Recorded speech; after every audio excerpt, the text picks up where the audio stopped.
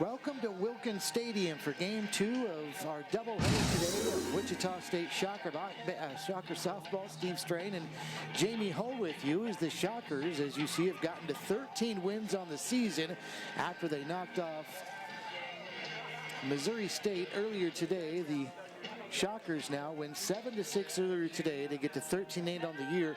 Western Illinois stuck on 6 wins as it's been a rough weekend for the Leathernecks, Jamie, a team that dropped a tough one to Wichita State last night by 1 run. Then they lost by 1 run to Missouri State earlier today, and a team that's not won a road game all season long, and that's what they're trying to do for the first time later today. But they'll have their hands full against a Shocker team that's won all 3 of their games so far this weekend. Yeah, Wichita State's on a bit of a streak here. They're definitely doing what it takes at the plate to make sure that they are manufacturing the runs it takes to come up with the wins.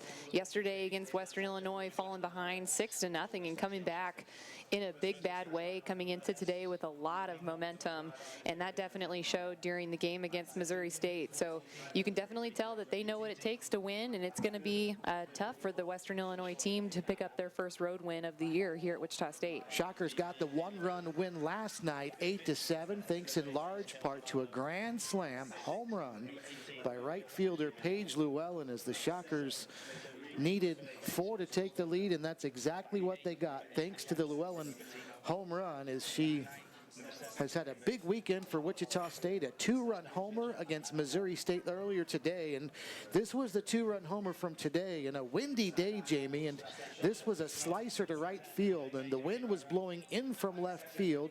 Probably helped this one as it was slicing, and over the fence it went.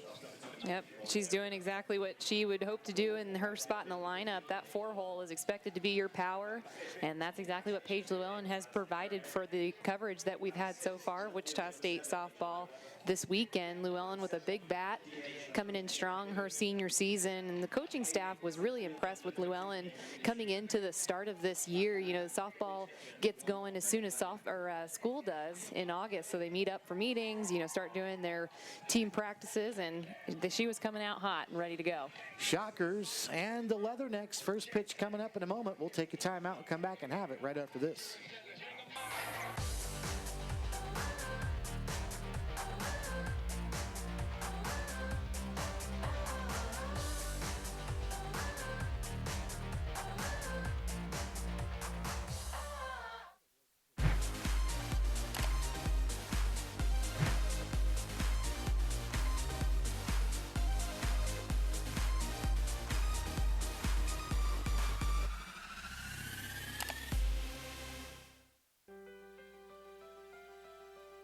Wichita State University is preparing today's students to become tomorrow's leaders. The Shock the World campaign is raising $25 million in private funds for a new home for the W. Frank Barton School on the Innovation Campus. Invest today in tomorrow's business leaders by calling 316-978-4076 or visit www.wichita.edu/shocktheworld.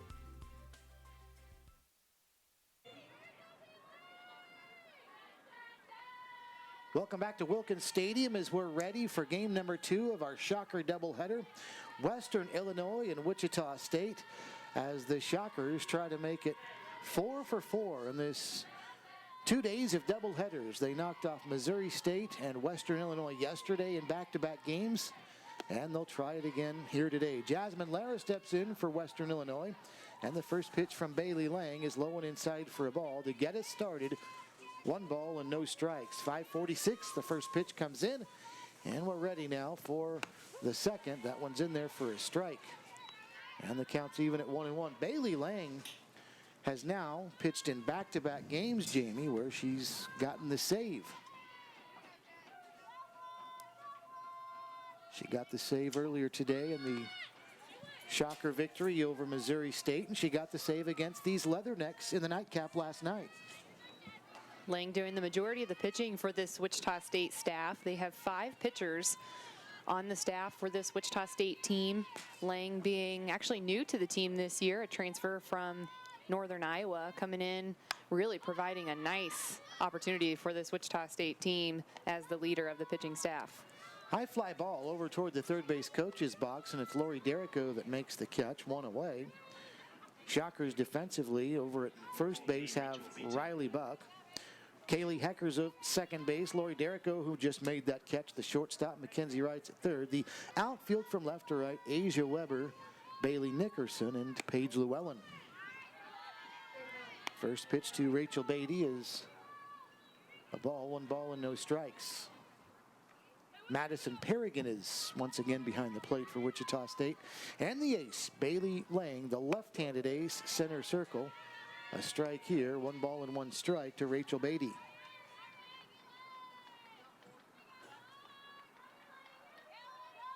Beatty, the starting right fielder for Western Illinois, with a batting average of .278. And she takes for a ball, 2 balls and 1 strike. Western Illinois' team batting average is .261. And here comes the 2-1, fouled back and out of play, 2-2. Jamie, opponents are hitting .314 against Western Illinois. That's where their real problems are. They're having trouble keeping teams off the bases and keeping teams off the scoreboard. Yeah, that's a really strong offensive stat to have against the defense of the Western Illinois team. It just looks like they're going to need a little bit of help on their pitching staff as Bailey Lang picks up the strikeout there. That's just something that you got to learn as you go through the season. Western Illinois has definitely faced some good opponents thus far. We talked about this yesterday. Wichita State having some common opponents in Washington, actually ranked #1 now. They were #4 when Western Illinois faced them earlier this season, along with Auburn, also another tough opponent, and Missouri State, as we just got done watching, a common opponent and also a good one for both of these squads. So definitely battle tested so far. Peyton Abbott, the shortstop, steps in as Bailey Lang was able to get Rachel Beatty on a strikeout after a fly out to short. So 2 up, 2 down, and now this one comes in and hits her, and down to first base goes Abbott.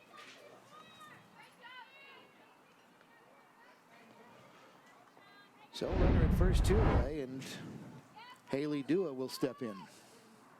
Here's another look at it as it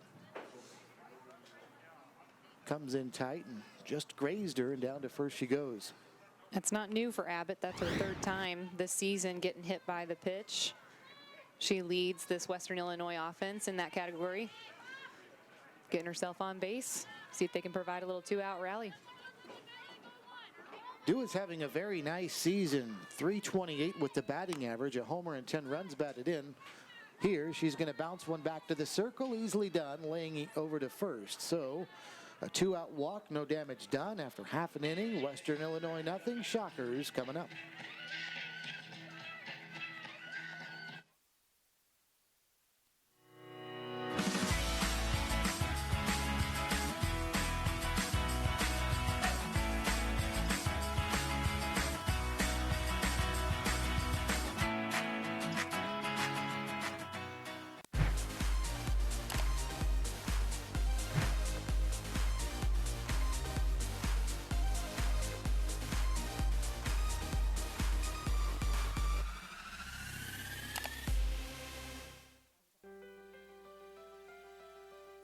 Wichita State University is preparing today's students to become tomorrow's leaders. The Shock the World campaign is raising $25 million in private funds for a new home for the W. Frank Barton School on the Innovation Campus. Invest today in tomorrow's business leaders by calling 316-978-4076 or visit www.wichita.edu/shocktheworld.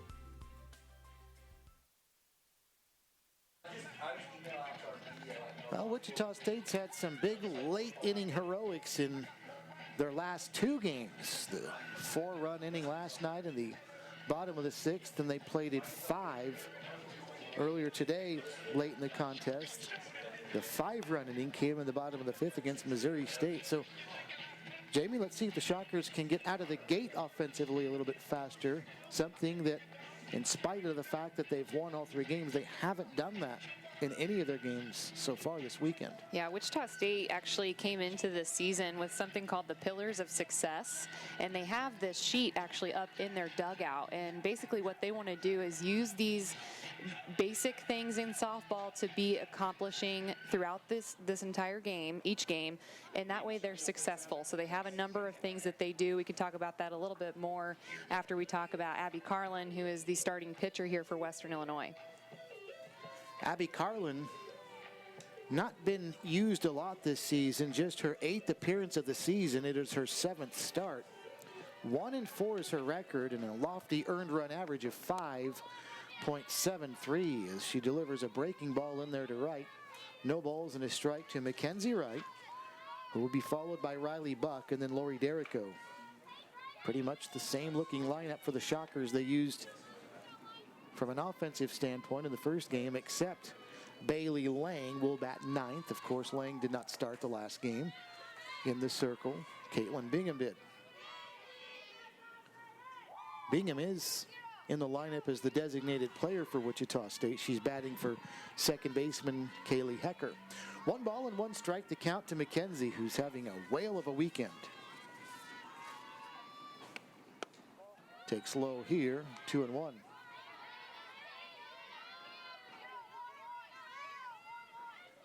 Abby Carlin, pitcher for Western Illinois, is a freshman from Huxley, Iowa. Stands at 5'11", lefty. 2 balls and a strike to right. On the pitch, in there for a strike, 2-2. Mackenzie's picked up 5 hits this weekend. Had a triple in her only hit earlier today against Missouri State, and that's what started that 5-run 5th inning for Wichita State, was Wright's leadoff triple.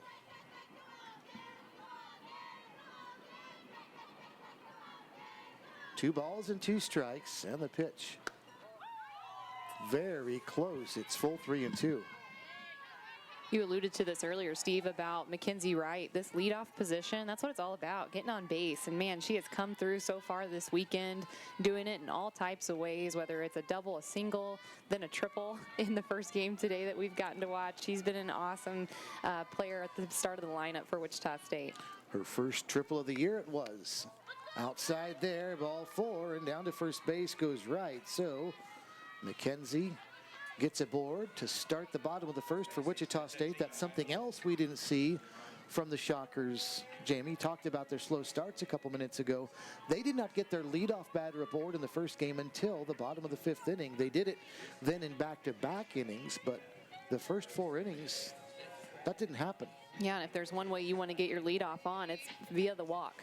We see the walk come back to haunt you every time you do a walk-off or a leadoff walk, and that's exactly what we saw with Mackenzie Wright. She picked up her 7th, now tied with Bailey Nickerson, a freshman on this staff, with 7 walks on the season. Riley Buck squaring the bunt. Can't get it in fair territory. It's 0-1 to Riley.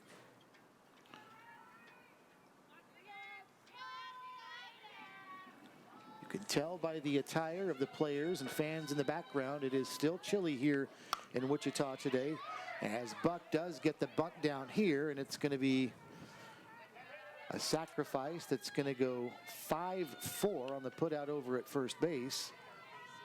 It seems like there's some confusion around the plate for some reason, but the putout was 5-4. Kelsey Marlowe, wow, coming in hot, third baseman for Western Illinois. She was on that. She made sure to do whatever it took to be the first one there. I mean, she was right in the face of Riley Buck, and she came up with a nice throw over to first base to pick up that first out. Riley Buck, though, doing exactly what the team's looking for her to do in that situation, and that's move right over to second. Here's Lori Derrico now. Had a couple of hits earlier today in the win over Missouri State, and there for a strike to Lori, 0-1. This weekend has also been productive from an offensive standpoint for Derrico, Jamie. She had the 3-run homer last night against this Western Illinois team, and now she's come back with a couple of hits already here today in the first game.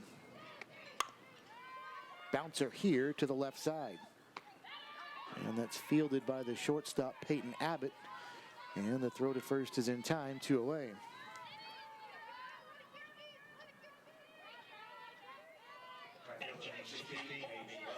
So 2 away for Paige Llewellyn.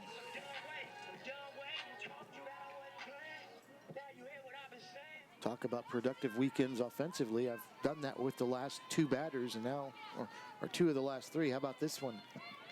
The grand slam last night and the 2-run homer earlier today. Off speed outside, 1 ball and no strikes. Llewellyn's last at bat being an intentional walk against Missouri State, so definitely has shown the team so far this weekend, Western Illinois and Missouri State, what she can do at the plate. Down low for a ball, 2-0. Here it is, the big grand slam. Bottom of the 6th inning last night, or this is from earlier today, excuse me. A little bit different type of swing than the grand slam she had last night, with the same result, over the fence and a home run. Here she slaps one to the right side for a base hit. They're going to try to score the run from second, and Wright's thrown out at the plate. What a job defensively for Western Illinois, as the putout's going to go 9-2 on the base hit for Llewellyn, but the inning comes to an end. We'll go to the second, scoreless.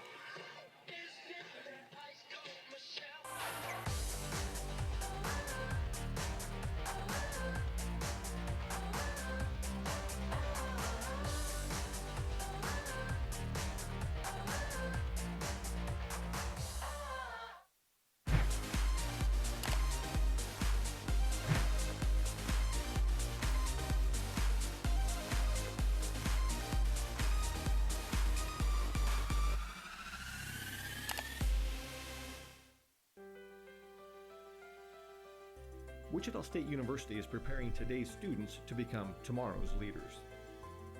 The Shock the World campaign is raising $25 million in private funds for a new home for the W. Frank Barton School on the Innovation Campus.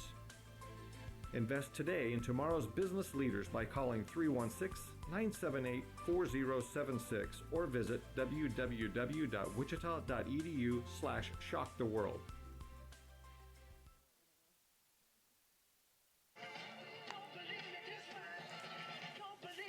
On to the second inning now in a scoreless game. Wichita State was able to pick up a Paige Llewellyn base hit, but Christy Bredbender rolling the dice a little bit with Mackenzie Wright coming around third on that play. And Mackenzie gets tagged out.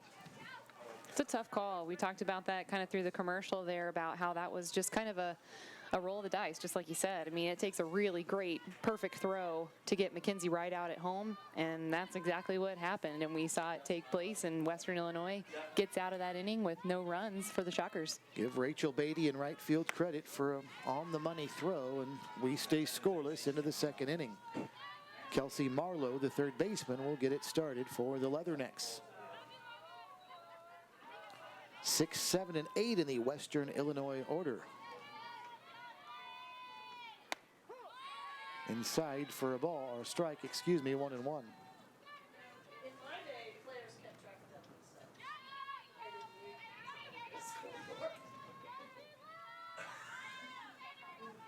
You knew what was going on every day. The 1-1 is down low for a ball, and the count's now 2-1. Marlowe, the third baseman for Western Illinois. 206 is her average. No homers, 5 runs batted in. Pretty well struck here to right field. That's going to get down and roll to the fence. Llewellyn will chase it down. Marlowe is heading for third. Here comes a throw, and safe at third base is Marlowe.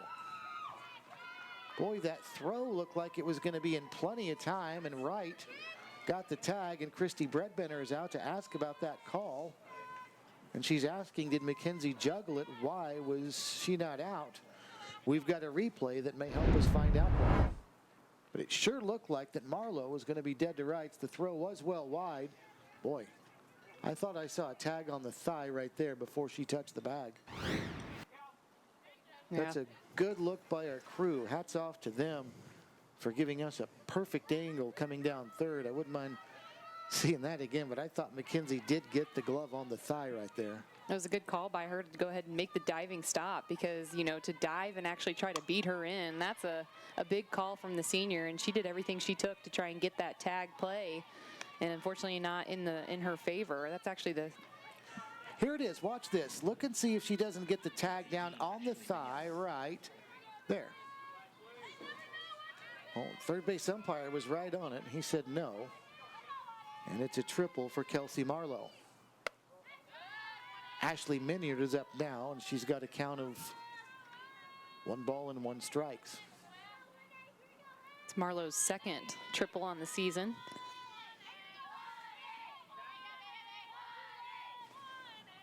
One and one, up high and tight for a ball, 2-1.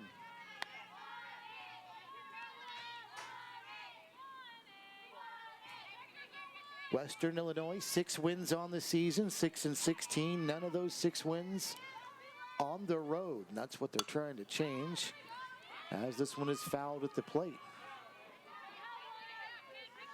2 balls and 2 strikes. They had the Shockers on the ropes for sure last night, leading 7-4 going into the bottom of the 6th inning before Paige Llewellyn's grand slam homer. Count's now full, 3 balls and 2 strikes. Boy, it's got to be tough for this team, Jamie. They lost a 1-run game earlier today to Missouri State in extra innings. Hot shot back to Lang in the circle. She juggles, and there'll be no throw. That one had a lot of mustard on it, but she did get the glove on it. Then by the time she picked it up, probably chose the best option. That's just to put the ball in your back pocket. Yeah, that's a tough play for a pitcher. Again, when you're so focused on your motion and having a lot of momentum heading toward the plate, you got a ball coming right back at you. In fact, up high, right at your face.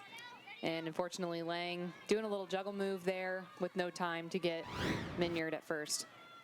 Boy, and even if she had picked the ball up cleanly off the drop, it looked like she still had time to throw to first, but then didn't pick it up cleanly and dropped it again. And by then, there was no chance. Brooke Stolga fouls one down the right side, 0-1 to her. So, fortunately for Wichita State, Marlowe stayed at third. But a base hit for Ashley Minyard, it's been ruled, has runners at first and third with nobody out. Swing and a miss to Stolga, and Bailey Lang really needs this here. Ahead in the count, 0-2.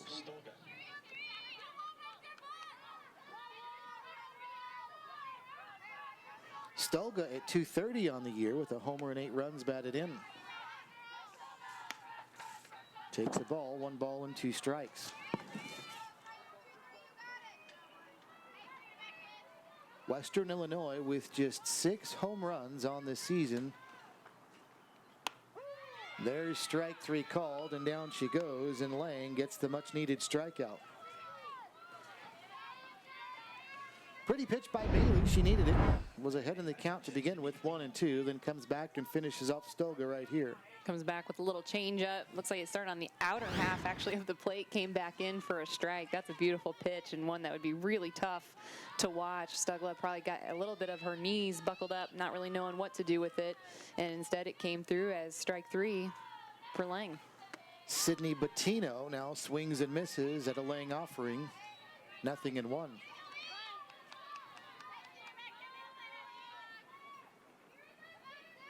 So now a double play can get Bailey Lang out of the inning.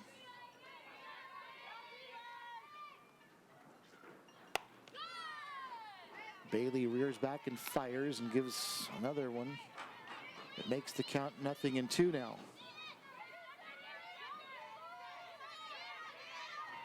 Bettino hitting just .143 on the year. 4 hits and 28 plate appearances. Sends this one foul out of play, 0-2 still. Been a sunny but windy day in Wichita, keeping it very cool. Temperature around 50 degrees, and that's only because of the sunshine. The wind is doing all it can to keep it pretty cool today, and it's done a pretty good job. Not like what we had here Tuesday when it was just plain very cold and very, very windy.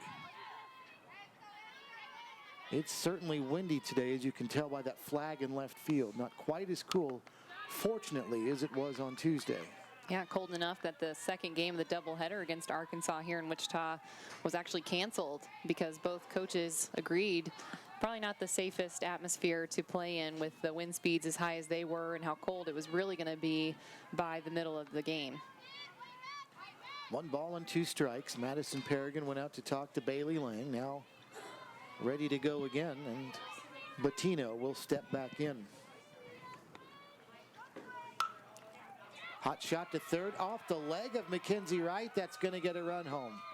And it's also going to get Minyard down to third base, and that might well be an error, a rare one on Mackenzie Wright. That's one she's normally going to make. Absolutely. We talk about it all the time with Mackenzie Wright, the gold glove over there at third base. That was a hot shot down her way. Looks like it just hits right off of the top of her shoe there. Actually, it looks like she just lifted her glove up a little too early, and there it went into center field, allowing Western Illinois to score first. So Holly Howitz steps in now with Western Illinois leading by the score of 1-0, and Minyard went down to third base on that error. And the thing you hate about that, Jamie, is that's, again, somebody that was only hitting 143 that you've just given essentially a free pass to first base. Now you've got a much better hitter in Howitz at 250, who's at number 9, and Western Illinois, barring a double play, is going to get the top of the order back up next. 1 ball and 1 strike to count to Howitz, and sends this one foul over on the right side. 1-2.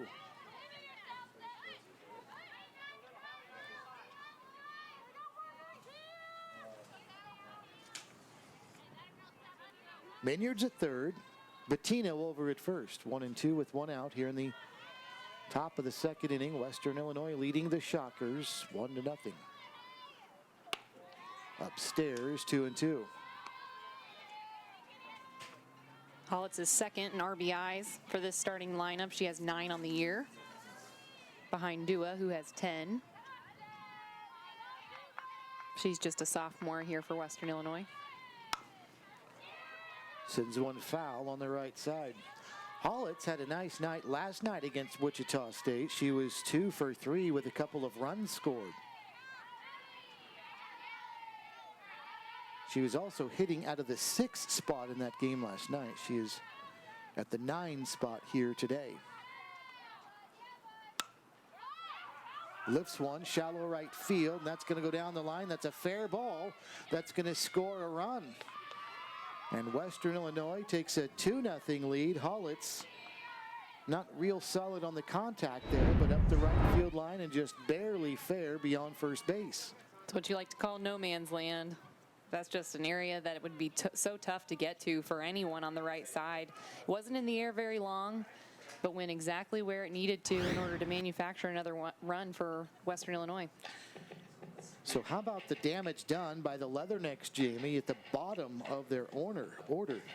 Kelsey Marlowe led off with a triple, then it went single, strikeout, error, single from the rest of them. So all the damage done from spot 5 down to 9 as we go back to the top of the order with Jasmine Lara.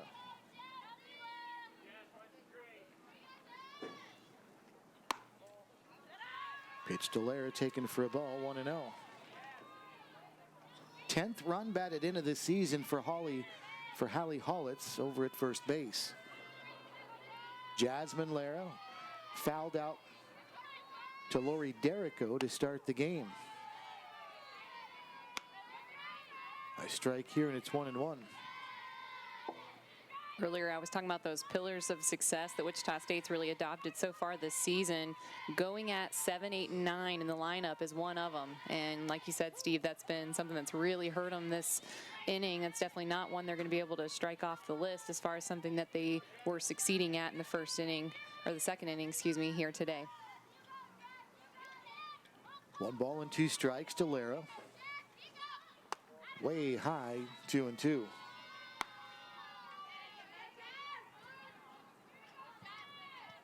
Shockers are shifting over on the left side of the infield. Lori Derrico making her way over towards third, and Mackenzie Wright cheating in a little bit on that last pitch. There's a swing and a miss, and down goes Lara. And Bailey Lang really needed that. Her 3rd strikeout of the game means they're now 2 away. Well, good job by Bailey coming back to get the strikeout here on a swing and a miss by Lara. It's a really great spot and a tough pitch from a lefty to lefty look. Bouncing ball to second. Hecker Fields tosses to first in time. Western Illinois scores 2 but leaves 2. After 1.5, it's 2-0 Leathernecks.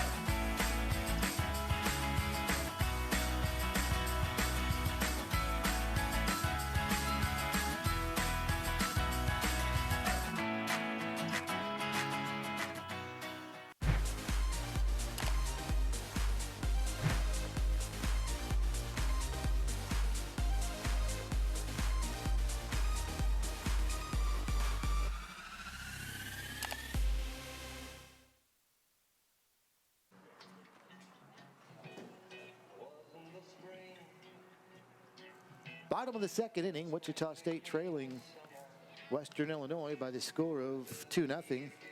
Back to the road for the Shockers after this one, Jamie. They'll head up to Nebraska for the Creighton tournament where they're going to play Iowa and Creighton, and then they'll stay up there and also contend with Omaha.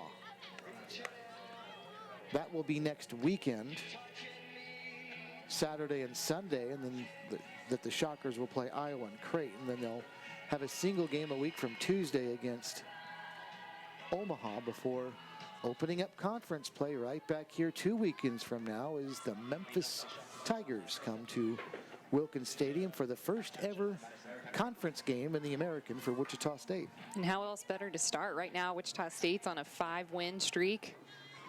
They'd certainly like to go into the weekend with 6 games in a row as winners.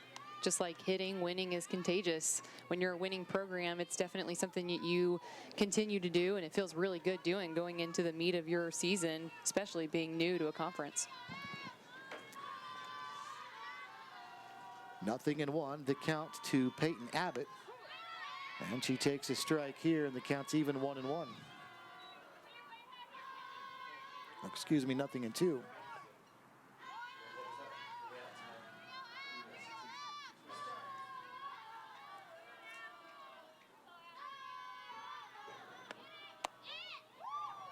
Just away, and now 1 ball and 2 strikes to Madison Perrigan. Perrigan, Asia Weber, and Caitlin Bingham for the Shockers here in the second inning.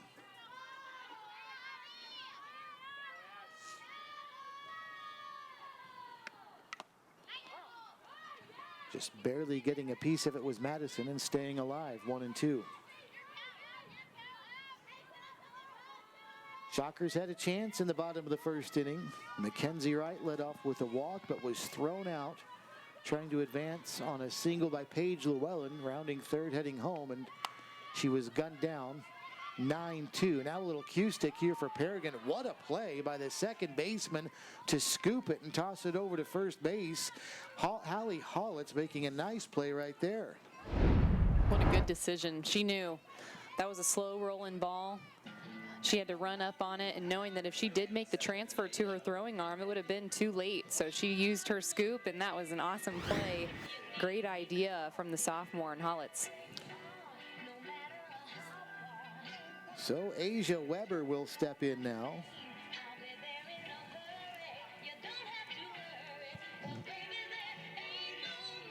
As the Shockers down by the score of 2-0.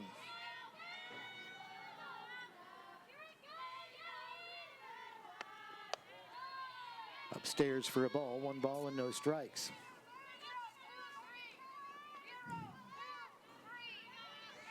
Asia was 1 for 2 in the first game, had an RBI. Got the batting average at .262. Ahead in the count, here she is, 2 balls and no strikes.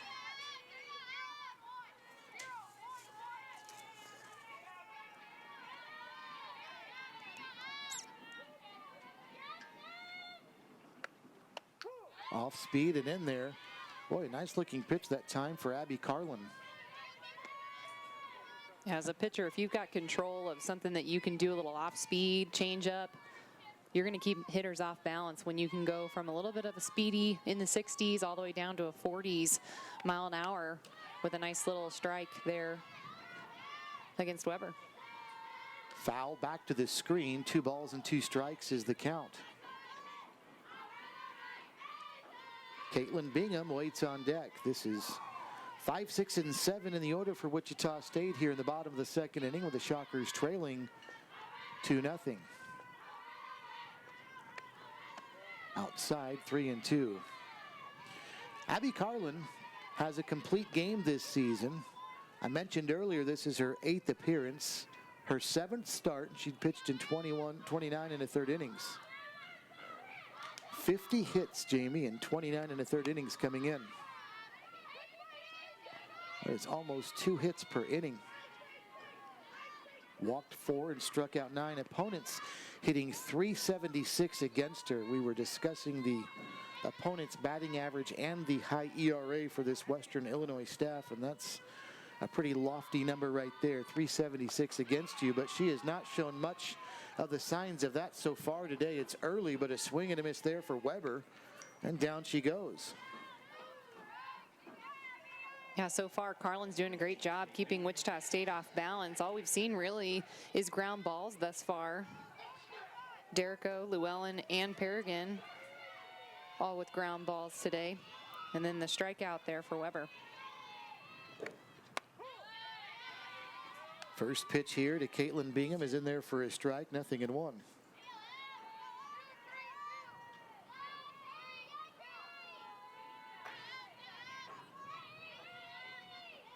Caitlin is the designated player for the Shockers in this game. And that's a strike, and she's quickly down in the count, 0-2. She was the starting pitcher in the last game.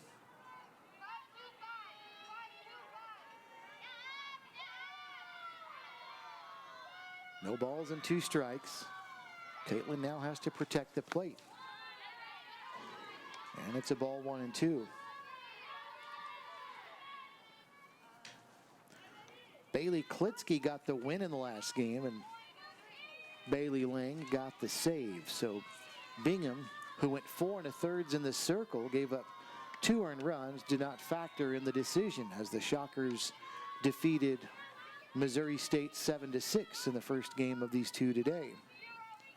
Caitlin also was the starting pitcher against Western Illinois last night, but only lasted an inning and a third. 2 balls and 2 strikes as she sends this one high and deep, left center field, back and gone into the wind to left center, and Bingham has put the Shockers on the board.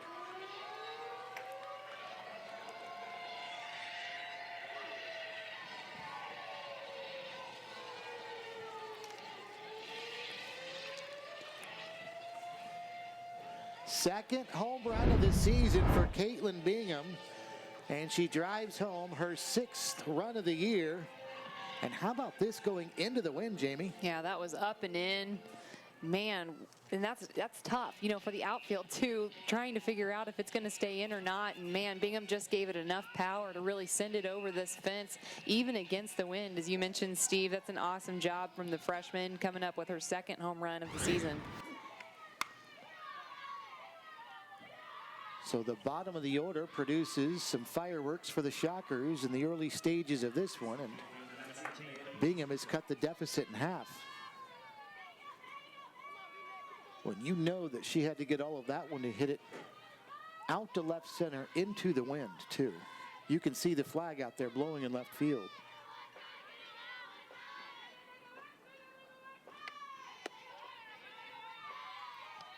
Bailey Nickerson has a 1-ball, 1-strike count to her.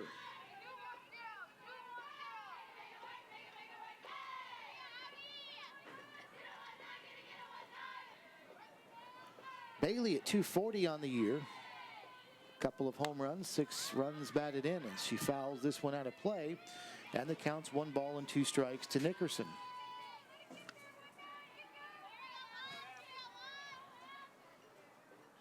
So the Shockers, Jamie, have now had at least a home run in every game of the 4 this weekend.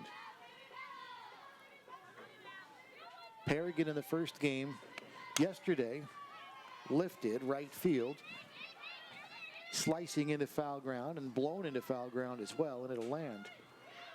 But Paragon had the home run against Missouri State yesterday, and then Paige Llewellyn in the nightcap last night and in the first game today. And here it was the home run moments ago by Caitlin Bingham.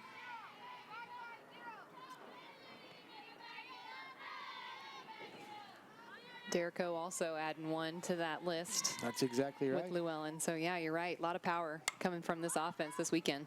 Don't want to leave out Laurie's liner to left field. Fly ball here over to third and caught by Marlowe, and we will head to a break. Western Illinois has got the 2-1 lead, but Caitlin Bingham's got the home run, cutting the deficit in half.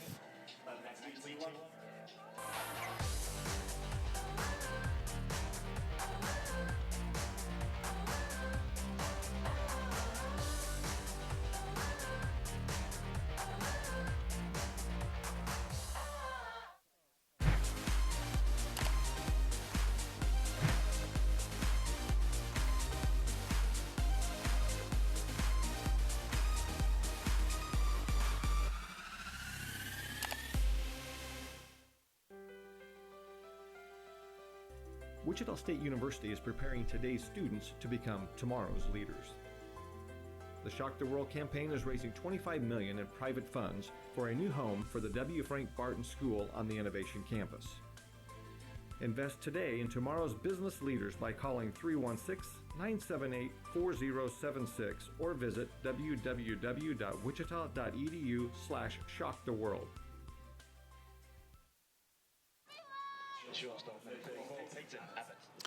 Top of the third inning, 2-1. Western Illinois has got the lead. Peyton Abbott will start things off for the Leathernecks. Haley Dua and Kelsey Marlowe after that in a 2-1 Western Illinois lead. And before we start, the Shockers have a little house cleaning over in the on-deck circle that Ryan Stefankowitz has taken care of.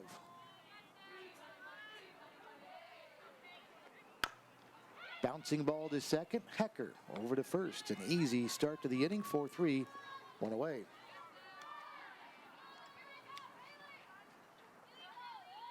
Yesterday about this time, Steve, we started talking about the shadows and the sun and how it can really be difficult for your defense. Right now, the shadows really setting in.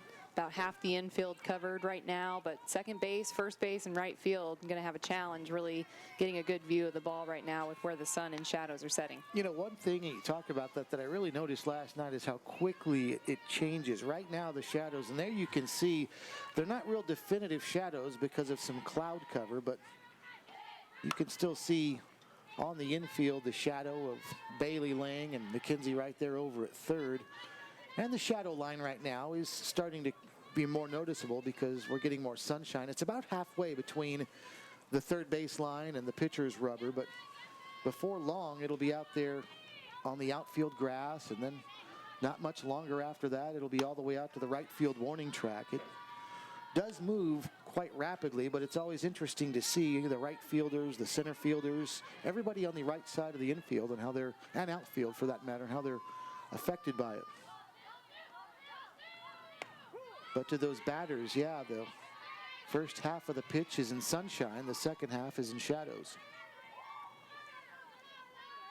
Haley Dua's got a 2-ball, 2-strike count on her. She's 0 for 1. Bounced back to Lang in the first inning. Sends one the other way. Derrico giving it chase in shallow left, and Laurie will make the catch. 2 away.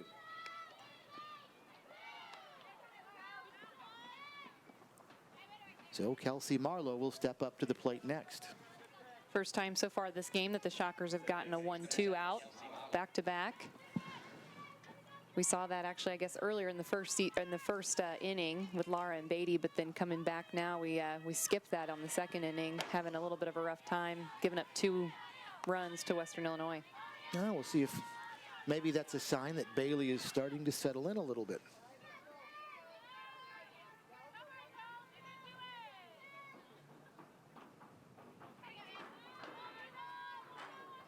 0-1. Perrigan sets up outside here, and that's exactly where the pitch was. 1-1.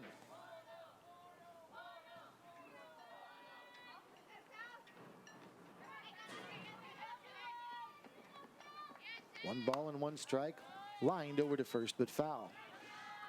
I was watching a couple of pitches ago. Riley Buck was really shading her face from that sun.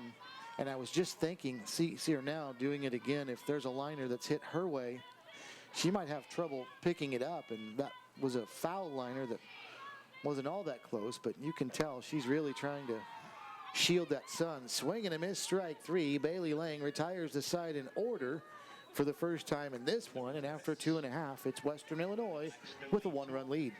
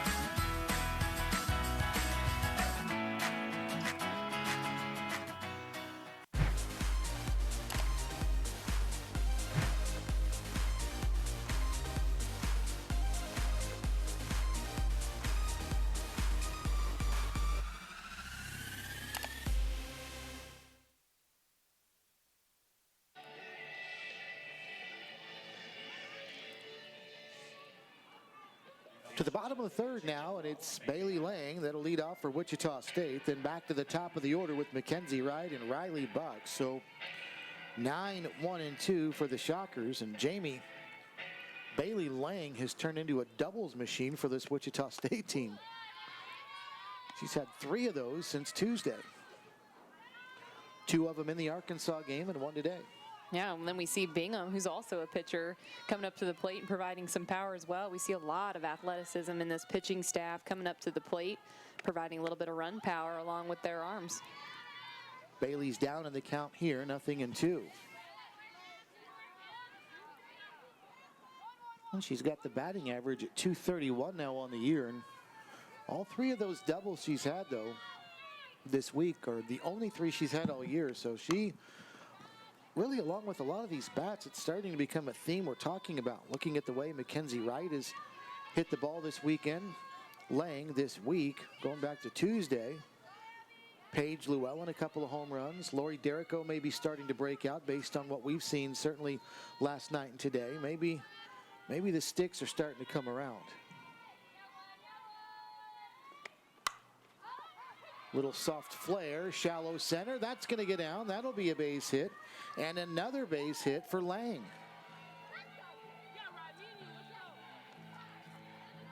And here's the other thing about Bailey, Jamie, as we take a look again. We've seen a handful of these today where it's not always the most solid contact, but finding the right spot. But the thing I want to bring up about Bailey that's so big about her hitting coming around in the last several days is she's doing it out of the 9 spot, of course, and flipping it back to the top of the order. And when you have an offense where your number 9 hitter is starting to get on base a fairly consistent amount of the time, that's huge as you turn it back to the top of the order. Yeah, Mackenzie Wright's typically coming in as a leadoff to kind of get things started. If you can start that earlier with your 9-hole, why not? You know, we saw that a lot with Ashley Johnson in recent years. Just a recent graduate did a lot of that as well for Mackenzie Wright. Looking like Lang may be able to settle in and fill those shoes in the 9 spot. A strike to Wright, and it's 0-1. Mackenzie walked back in the first inning. She was the one who was thrown out trying to advance from second at home on Paige Llewellyn's single to right field. But she was gunned down on a good throw from Rachel Beatty in right field. 9-2 on the putout, and that was that for the first inning for Wichita State. Hot shot to short here, fielded nicely by the shortstop. And Peyton Abbott throws over to first base for a 6-3 that does advance the runner to second. Lang, and there's one away.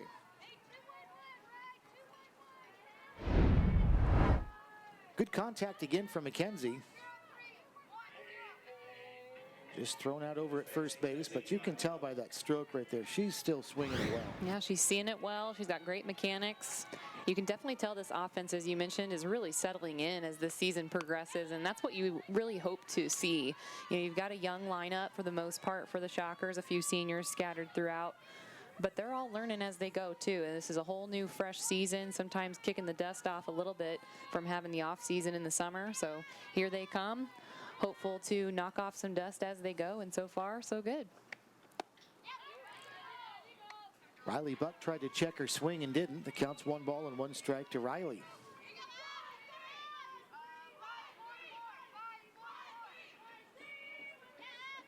Riley without an official at bat her first time up. She had a sacrifice bunt that moved Mackenzie Wright from first to second in the first inning after Wright walked. Trickled one right up the third baseline for a 5-4 sacrifice. 2 balls and a strike. She's ahead in the count here. Riley's one that has put up some pretty consistent numbers. 310 starting this game. Going to bounce one up toward the middle again, and another opportunity for the shortstop Abbott for a 6-3 that she converts. And they're now 2 away. Abbott now responsible for 3 Shocker outs today, keeping her on her toes. Shortstops for softball are pretty busy most of the time, so there's no surprise there. So far, she's done an awesome job keeping her space covered and getting those Shockers out as they come her way.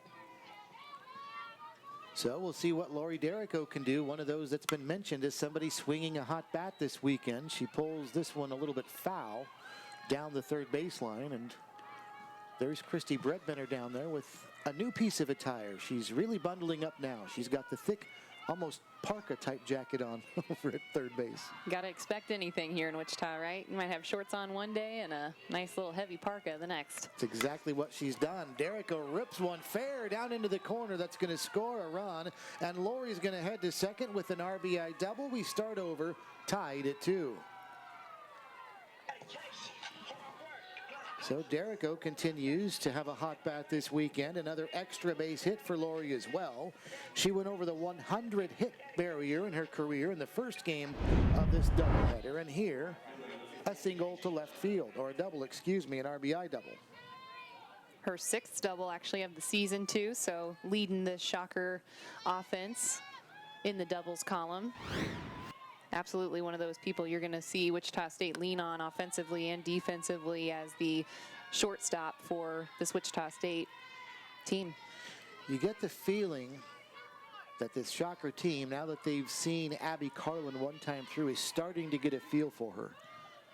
They seem to be taking some more aggressive cuts and making good contact like here, although it's going to be another put out at shortstop for Abbott. She retires all 3 Shockers who made outs, but the Shockers do pick up a run on the RBI double for Lori Derrico. So we go to the 4th, tied at 2.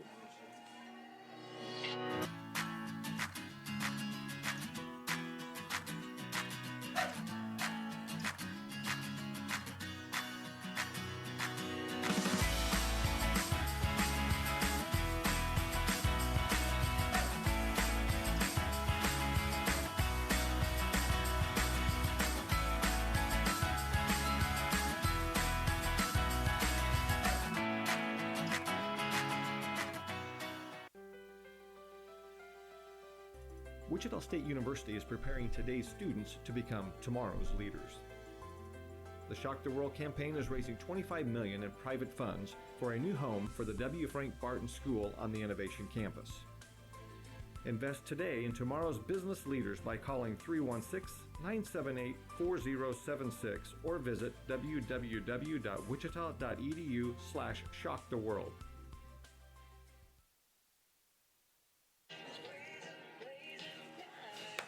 To the 4th inning now, in a brand new ball game, tied at 2.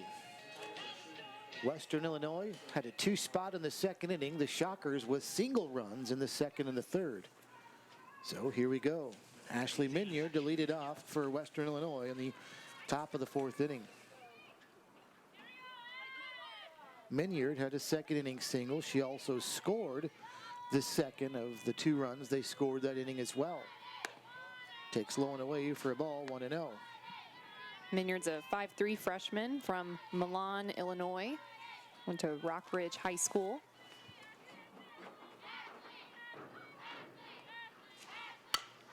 High bouncer back up the middle. Derrico to her left. And it's on into center field for a base hit. So Minyard on the high bouncer is aboard. And for the second time in 4 innings, Western Illinois has their leadoff batter aboard. And that'll bring up first baseman Brooke Stolga.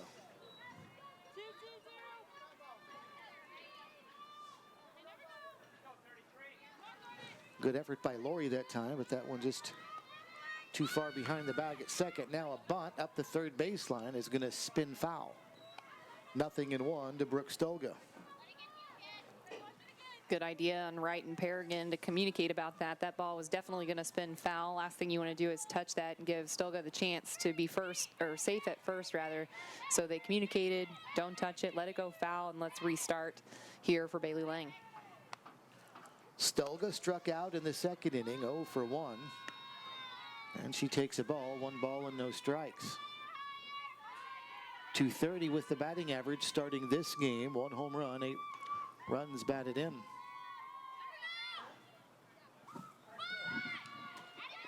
And this one gets away from Paragon back to the backstop, and that's going to send Minyard down to second base.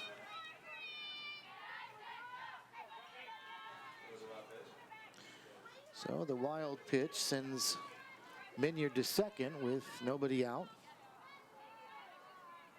That represents the go-ahead run. 2 balls and a strike to count at the plate.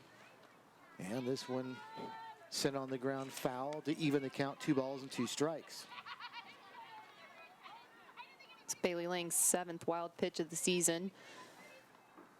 Coach Ryan Stefankowitz does say that there are times that sometimes she'll miss her spot from time to time. Sometimes effectively wild, though, as she does the majority of the time throw strikes.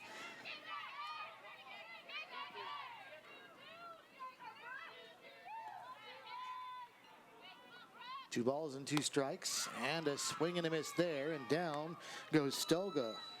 So a nice job by Lang to deliver the strikeout, and there's 1 away. Lang makes a great adjustment, and you see it here. She goes exactly where Paragon set up, right on the outside half of the plate, hitting her spots. And that's always going to be a good sign for a pitcher and her defense. 3rd strikeout, 4th strikeout of the game for Bailey Lang. I take it back, that is 5 now for Bailey. She had 9 in the Shocker victory yesterday against Missouri State that she started in. You see how Paragon set up on the outside half of the plate there and goes actually inside with that pitch. So just a little miss there. Hecker fields the ground ball, looks the runner back to third base, then throws to first. And Bettino is retired 4-3 for the second out of the inning. So here's Hallie Hollitz now, the number 9 batter in the order.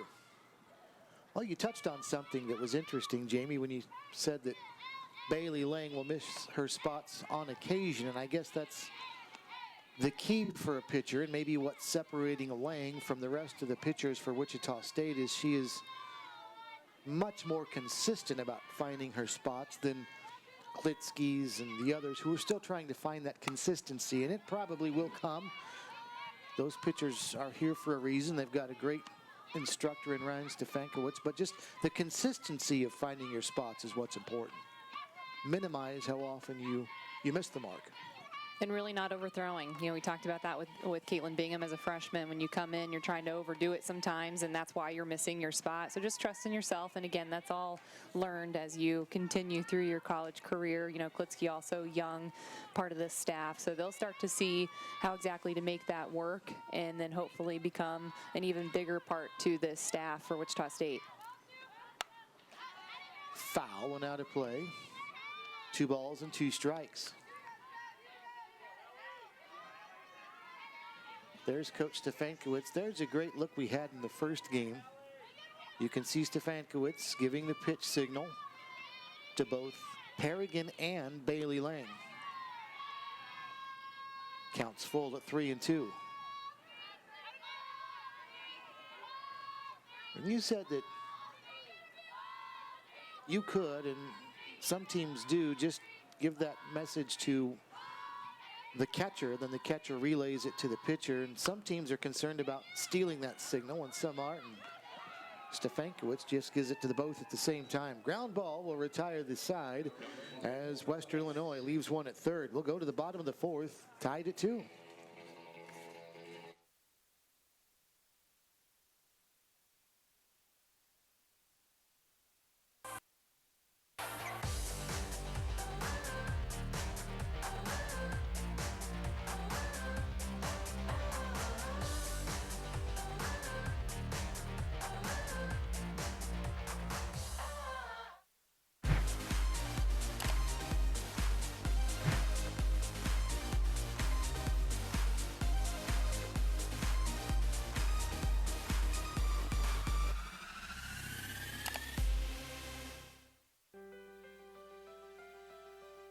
Wichita State University is preparing today's students to become tomorrow's leaders.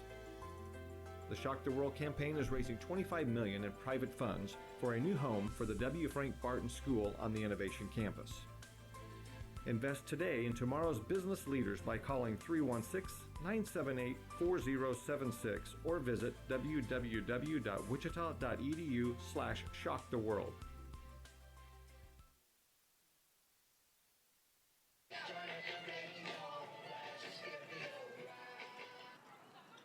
Well, Wichita State was able to tie it up in the last half inning. Now a chance to take the lead.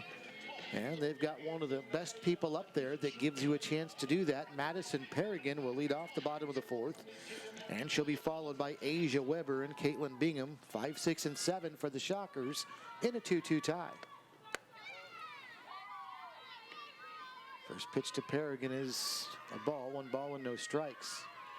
The Shadows now are out into the outfield. The shadow line is about, a third the way between the infield dirt and the right field fence. 1 ball and 1 strike as Perrigan takes. There you see, you look at it, and out in right field, Beatty is still shading her eyes, but the rest of the infield all completely in the shadows now. Speaking of, a chance for Beatty, and she makes the catch. 1 away.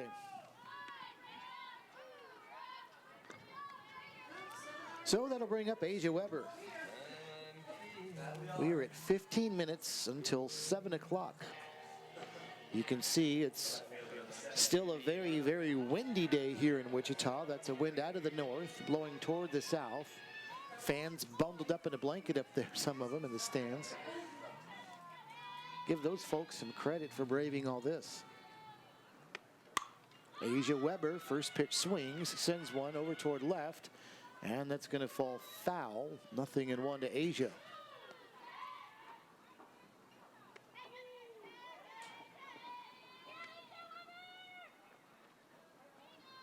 If you are out in the stands on a day like today, you really love your kid, or you really love softball. That is true.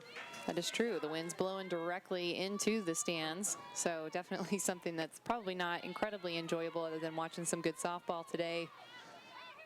The wind's not really providing them too much of a awesome time as far as the weather goes, but there's some great concessions, great music, some awesome softball, so how can you complain, right? 1 ball and 1 strike outside. Well, the only thing they're missing is they could just stay at home and watch us. Which I think is like a hashtag, isn't it? Watch us. It is. It's a popular one. It is. 2 balls and a strike to Asia Weber, who struck out back in the 2nd inning. Inside, 3-1. In case you missed it earlier, the Wichita State men's basketball team heading to San Diego for the opening round of the NCAA tournament. They will take on Marshall. So it'll be Marshall versus Coach Marshall in Wichita State. The Shockers a 4 seed. And they will play, if they win, the winner of either West Virginia or Murray State. As Asia Weber is issued a walk, and she's down at first base. So that would not be an easy pairing for Wichita State, assuming they win their first round game, and West Virginia does, who had a very nice season out of the Big 12. First pitch to Caitlin Bingham is a ball, 1 ball and no strikes to Caitlin, who had that home run into the teeth of the wind to left field her last time up.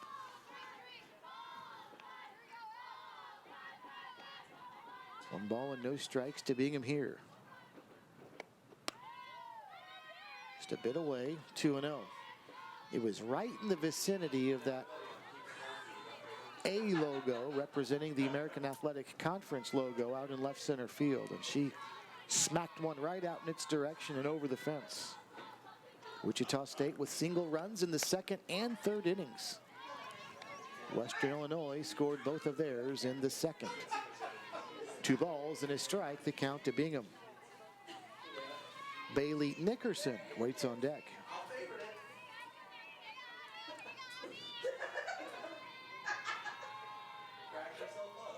Two and 1. And this one in there for a strike. It's 2-2. Bingham, Nickerson, and Lang, the next 3 hitters for Wichita State, all new to the Wichita State lineup this year. 2 freshmen in Bingham and Nickerson, and Lang, the transfer student from Northern Iowa. 2-2, bouncing ball to short. There is Abbott. She'll throw it away and on into right field. And that's going to allow the runner to try to advance to third, and Weber does. Now a throw to second, and sliding in safely there is Bingham. So that's going to be an error on Western Illinois. That's going to end up putting 2 in scoring position, as Weber ends up at third and Bingham at second. Here it is again, and I think this throw was a little bit wild. It was toward the right field side of second base, so Abbott may get called for the error right there that allows both Weber to move to third and Caitlin Bingham to second base. So runners at second and third now, and we'll see what Bailey Nickerson can do for Wichita State. The first pitch to her. She tried to check her swing and didn't, and it's 0-1. Talk about the hustle. You see the hustle out of Bingham getting all the way to second base on that opportunity for Wichita State. Every base matters, especially in a close game like this one. Bouncing ball nicely played at the circle, and now they're going to get the tag out at the plate. Oh, what a play by Abby Carlin. She reached up and snared that one, and now a run down between first and second, and just barely back is Nickerson. But how about the play in the circle by Carlin to reach up and catch that one hopper and then fire home? Caitlin Bingham goes down to third base, but it was a nice play. And as you touched on in the first game, this isn't always the easiest throw for a pitcher to make, Jamie. Yeah, Carlin makes a complete circle and then comes back to tag out Weber here at home. And then you see a little rundown potential for Nickerson, trying to get a little throw action happening, so she might be able to score her teammate Bingham from third. But Shockers quiet. No runs for them in that particular situation, going in here with Lang up to the plate with 2 outs. Somebody Christy Bredbender is probably feeling more and more confident about, and that's exactly why. Swinging the bat so much better. A shot to the gap in right center. Bailey Lang's going to get a double, and she's going to score 2. And Wichita State's grabbed a 4-2 lead.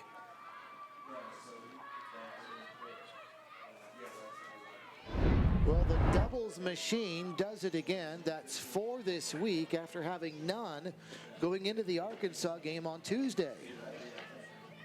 Lang with the power. She is so athletic. She's come into this program with Wichita State like a veteran. You would think she's been here with the Wichita State Shockers for her entire career, and man, I'm sure they're glad to have her. She's done an awesome job, as you mentioned, providing a lot of power at the plate, providing a lot of runs as well for Wichita State in this inning. And Mackenzie Wright to right field, but Beatty's going to get a beat on it and chase it down, but not before the Shockers score 2 after another double by Bailey Lang. Now we'll see if she can help her own cause in the circle. Wichita State by 2.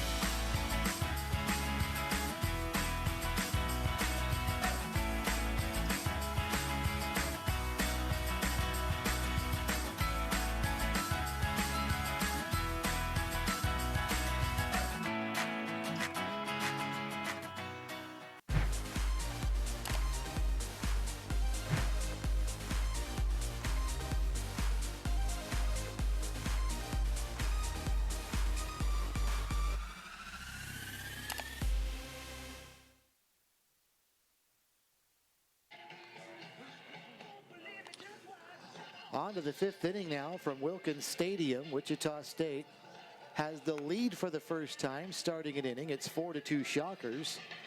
Thanks in large part to that player in the circle that you see in the middle of your screen, Bailey Lang, who just keeps hammering out the doubles. And she just had a 2 RBI double in the bottom of the fourth inning that helped give Wichita State the 4-2 lead.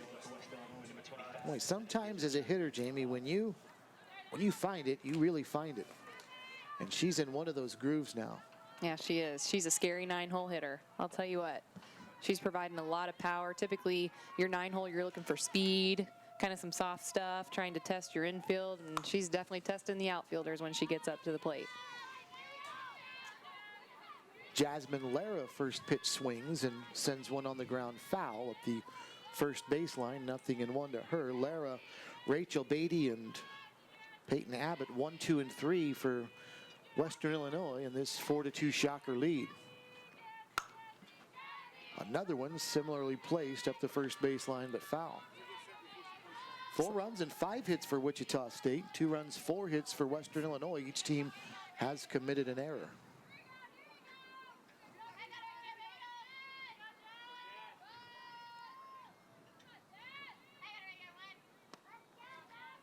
The 0-2 swung on and missed, strike 3, and down she goes. Another strikeout for Bailey Lang, and that is now her 6th of the game. And there's one away.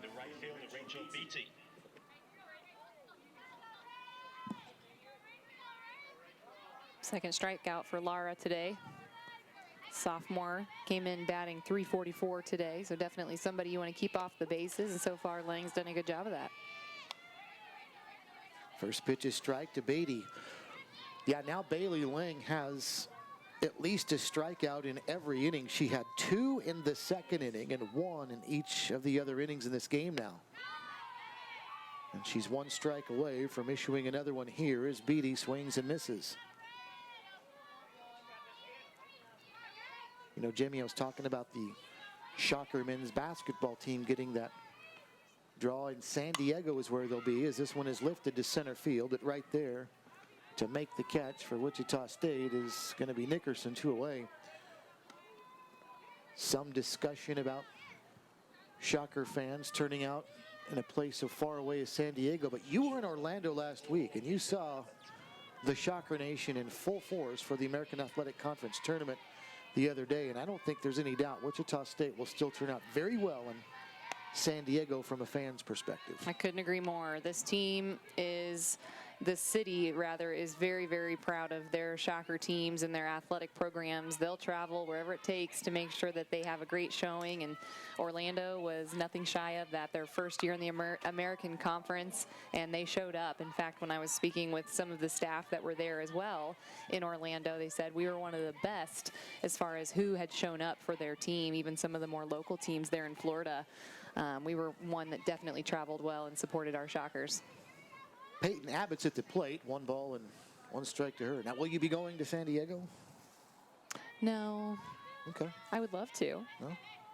That would be a fun time. I would love to cheer them on. I'll be watching from Wichita. Okay. 1 ball and 2 strikes, the count to Abbott. 0 for 1. She's walked and grounded out.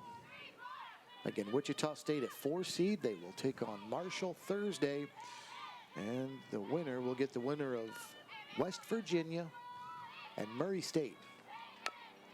Chopped foul at the plate, still 1-2. Actually went to Orlando for the admissions office here on campus. That's where I work full-time, and we were representing some recruitment there, talking to some prospective students in Florida. Had a little breakfast at the Fan Hotel. It was a good time. Very nice. Fouled back and out of play. 1 ball and 2 strikes still. You actually said you spoke to somebody who was interested in Wichita State's very successful bowling program as well. That's exactly right. The winningest program on campus, Wichita State Bowling. That's saying something. Not just compared to men's basketball, but so many other successful programs that are here. Yeah, they have a number of championships, upwards of 20 championships here on campus. It brings in a number of people from other countries, other states to come to Wichita, Kansas to compete. In tight to Abbott, 2 balls and 2 strikes. Shocker softball team winning here 4-2. Trying to go 4 for 4 in this weekend of hosting Missouri State and Western Illinois. And sometimes even Missouri Western. Full count pitch, swung on and missed, and down goes Abbott, and now that's 6 straight retired by Bailey Lang. She's in a groove. Shockers have the lead by 2 as we go to the bottom of the 5th.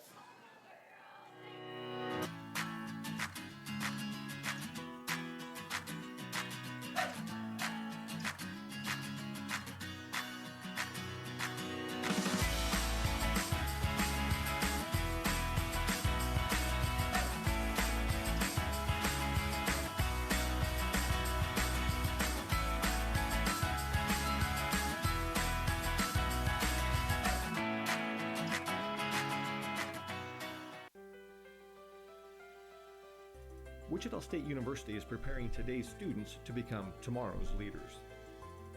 The Shock the World campaign is raising $25 million in private funds for a new home for the W. Frank Barton School on the Innovation Campus. Invest today in tomorrow's business leaders by calling 316-978-4076 or visit www.wichita.edu/shocktheworld.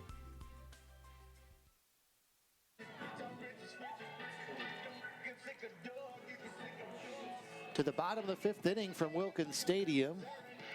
On Wichita State University TV, the Shockers 4, Western Illinois 2.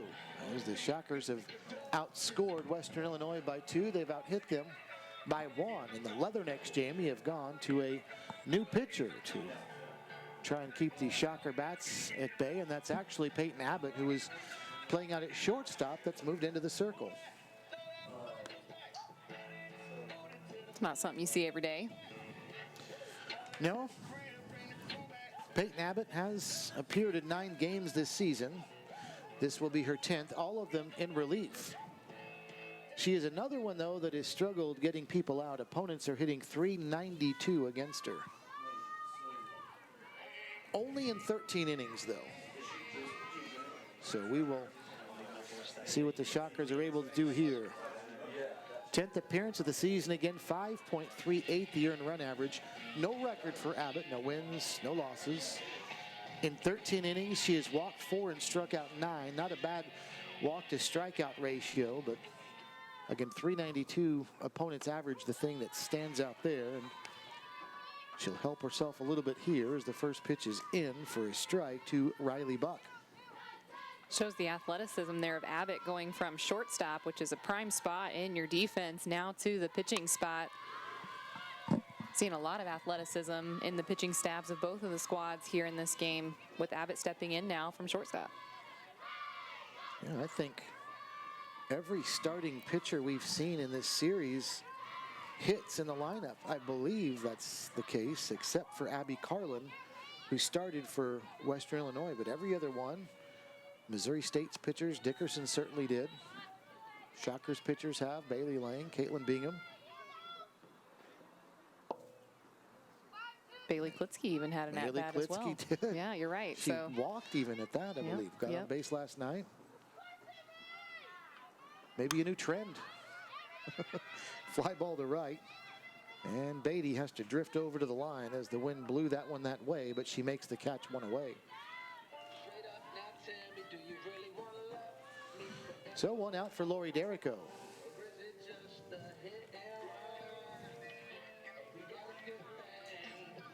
You know, getting back to your travels down to Orlando and being around the conference, and of course we obviously know from an athletic standpoint, everybody's examined the difference now that Wichita State is experiencing in athletics in this new conference. What about just in general in terms of fan interest, in terms of the cities that the name Wichita State is out in? It's now in Florida and North Carolina and Philadelphia and just different places around the country where people may have obviously heard of Wichita State, but now getting to experience some of the great athletic programs this university has. Yeah, You're noticing that in what you do, I'm sure. most definitely. You're seeing a lot of recruitment kind of grow based off of the attention that your athletic programs get, and this move is absolutely going to make a difference for the recruitment of the student population at Wichita State.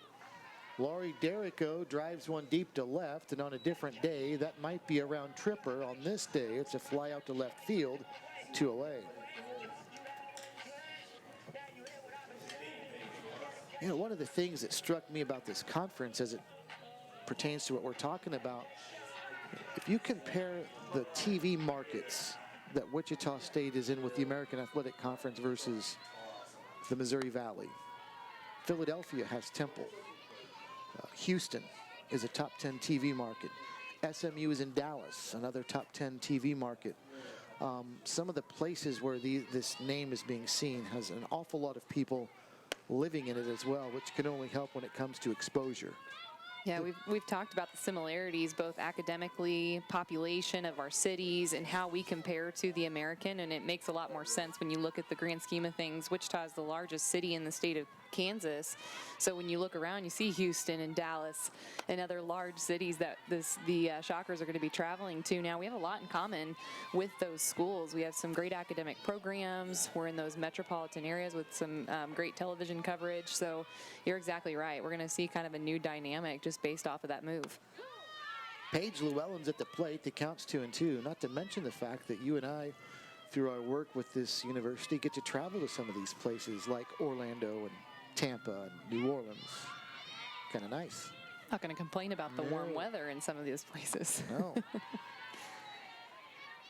3-2 to Llewellyn. Although I was speaking with somebody in Orlando yesterday who said the weather was actually a little warmer in Wichita yesterday than it was in Orlando. I don't think that's the case today. Yeah, I think we just had a nice little ray of sunshine yesterday. We're back to the usual spring weather to expect here in the Midwest. Llewellyn fouls one out of play. Count still full to Page, 3-2. Page 1 for 2, singled in the first inning, grounded out to short in the third. Her first inning single was the one that Mackenzie Wright tried to score on from second and was gunned down at the plate. Doing a good job here of fighting pitches off and staying alive. Page now just 2 RBIs away from becoming the all-time leader in that department at the school. Casey Williams in the dugout for Wichita State is the all-time runs batted in leader, but Page is breathing down her neck now. Strike 3 called. I don't think Page thought that was strike 3. And she'll head to the dugout. Shockers go in order in the 5th as we go to inning number 6. Wichita State up 4-2.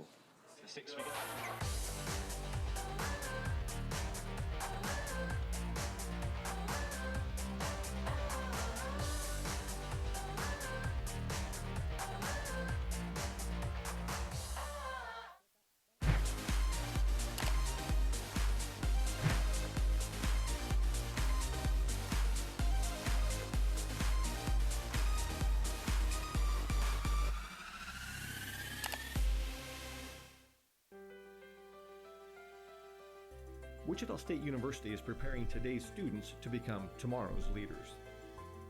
The Shock the World campaign is raising $25 million in private funds for a new home for the W. Frank Barton School on the Innovation Campus. Invest today in tomorrow's business leaders by calling 316-978-4076 or visit www.wichita.edu/shocktheworld.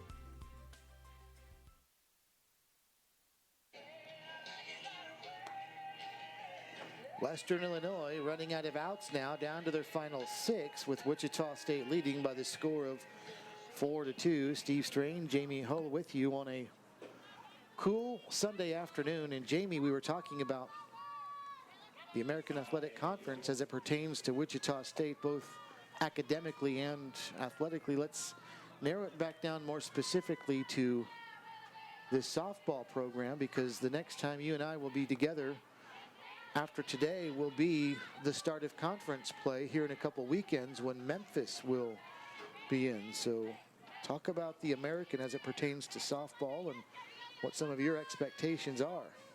Well, there's a few changes that we can expect. One is definitely the level of competition. If you ask this coaching staff right now, they know that that is going to be a whole different ballgame as far as the level of competition you're going to see in the American versus the Missouri Valley.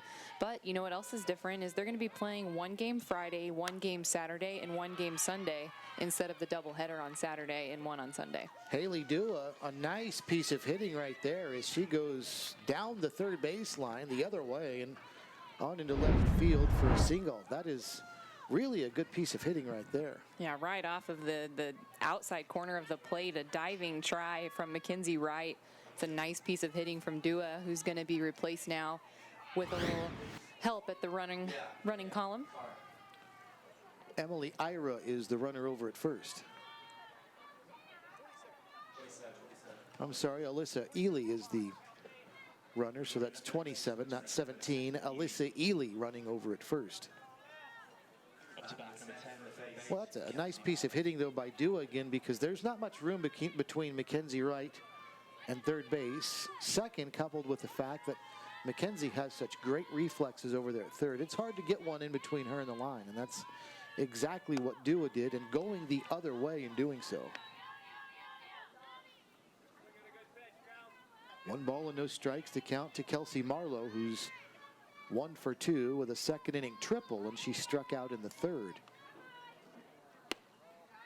Down and away for a ball, 2-0.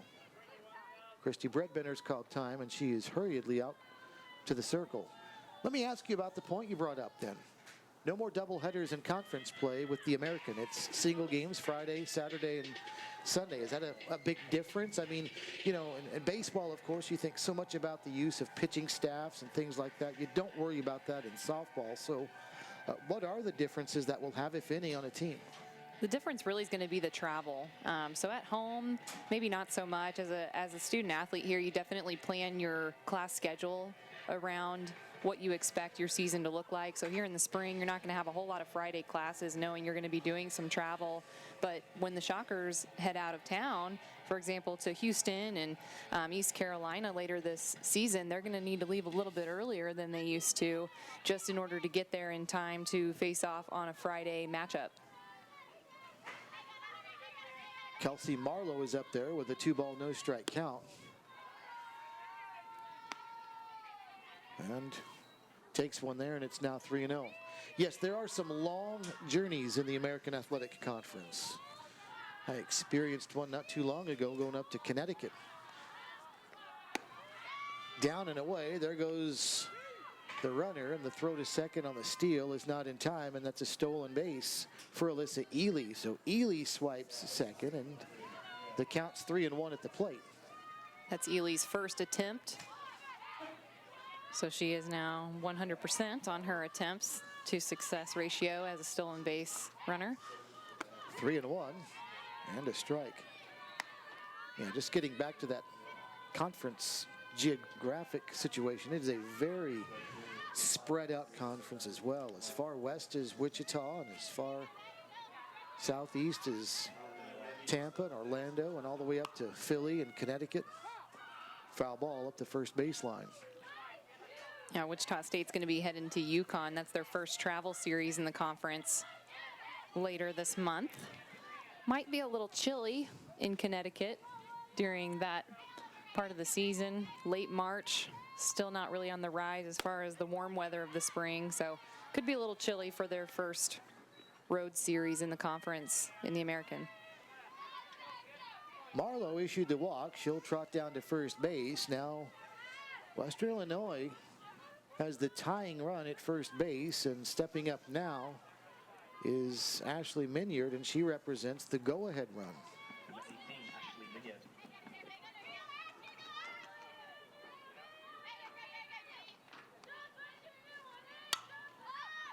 Fly ball left field into foul ground now, and nobody's going to get there.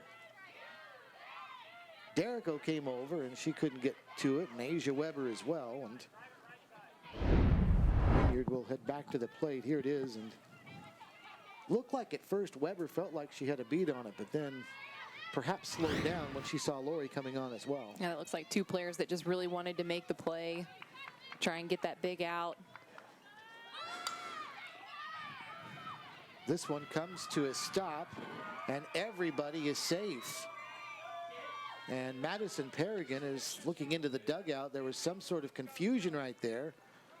Paragon looked like could have easily picked that one up and thrown to first, Jamie, and she just let it stop right there. Yeah, this is the second time we've seen Riley Buck and Madison Paragon kind of have a miscommunication on who's going to get that ball. Now, you do have to give credit to Stugla because that wasn't a terrible bunt either. It was a great place to put it. Now, I would say that's probably Madison Paragon's go-ahead, having a little bit of an easier opportunity to head toward first base with that throw, with Riley Buck having to do a little turnaround move to make it happen. But really, at the end of the day, it's just about communication between the two.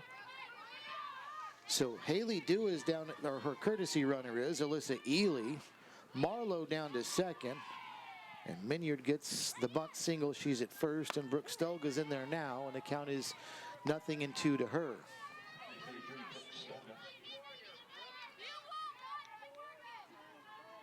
Bailey Lang about to toss her 100th pitch of the game.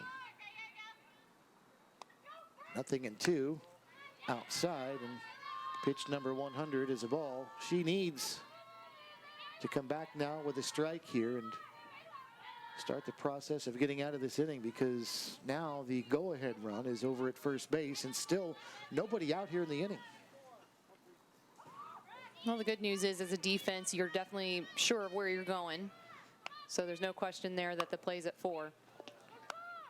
And it's a ground ball to second, and the throw is home, and the out recorded. Good job by Hecker, and the put out goes 4-2 on the force, and a big first out at the plate.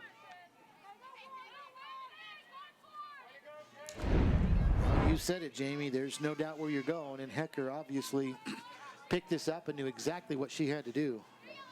Yeah, Hecker does a great job here. This is the second time she's had an opportunity to go to the plate, this one with a little less drama. Earlier in this game, she was going home to save a run, and that was on the tag play with Madison Paragon. They did a great job capitalizing on that this time, just for that easy, for sure, out at home. Going to try to hopefully do that again for the Shocker defense. Sydney Bettino, ground ball to second. They'll try it again. And pulling the foot off the bag was Hecker's throw home. Paragon couldn't stay on, and she's safe. I don't know about that, Jamie. It looked like Paragon did a pretty good job of stretching right there, but the run is going to score. Here it is again. Should get a good look right here. Paragon's foot's on the plate. Hard to tell from that angle if it stayed on or not. In the first game, we saw Bailey Klitsky throw one home, and she threw one high on a force out at the plate, and Paragon stepped off the plate, according to the home plate umpire, too soon. There, we didn't really have a good angle, but nonetheless, they're still loaded. It's just a one-run game now, 4-3.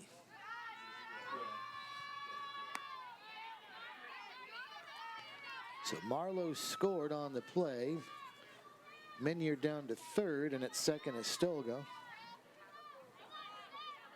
And it's just a one-run game now, 4-3.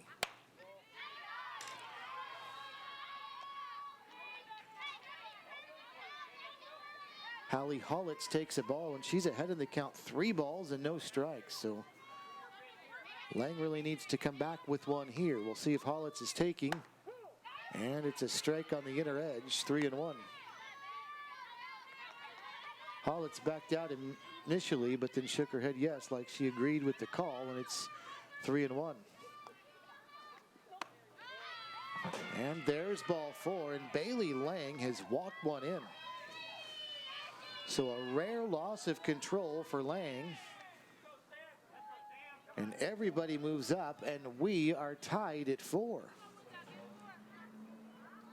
Not something you'd expect to see from Bailey, Jamie. Yeah, you can see here Bailey's going right for that inside corner. Looks like it may have just been a little low. Lang definitely wanted the call there, of course, because that would save the run that's coming in on that walk. But she was behind in the count, and you know, in most cases that's going to be a tough place to come back from as a pitcher. Just needs to kind of reset here. It's a whole new ball game again.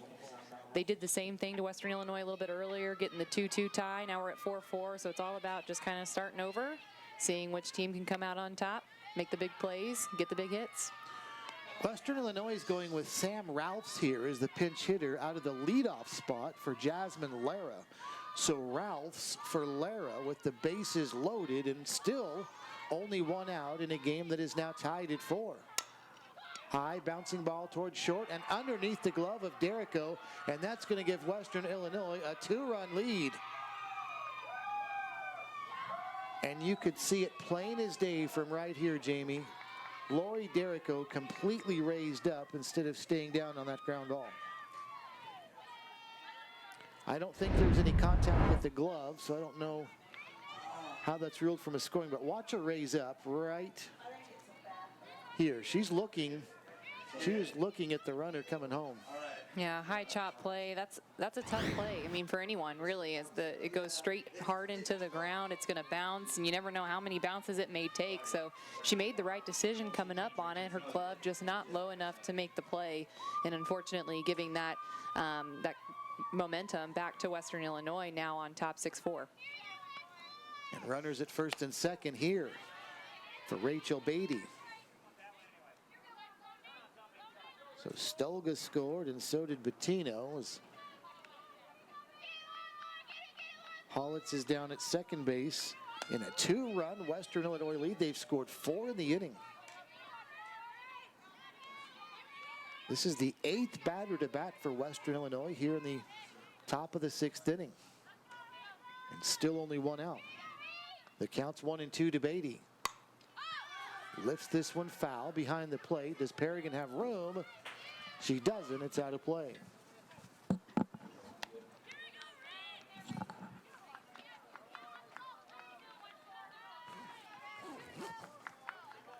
Beatty has had a tough time against Bailey Lang today. She's 0 for 3.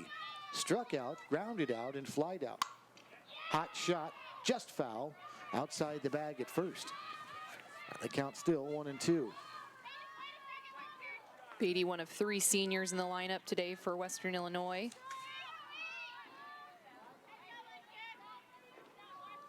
She did have a hit last night in the game against the Shockers. But 1 for 6, and now make it 1 for 7 as a swing and a miss there, and a much needed strikeout for Bailey Lang. 8th strikeout for Bailey. And one she badly needed to keep Western Illinois at bay for now. It's a great pitch. Bailey Lang coming in with a little off speed. She throws the ball hard, so when she lets up a little bit, that's definitely tricky, as you just saw it again against Abbott. Peyton Abbott dribbles one foul, 0-1 to her. Runners at first and second have to retreat. 0-1 to Abbott, who is 0 for 2 today. She struck out, grounded out, and walked back in the first inning as well. Lines one foul out of play, 0-2. Lights are on here at Wilkins Stadium.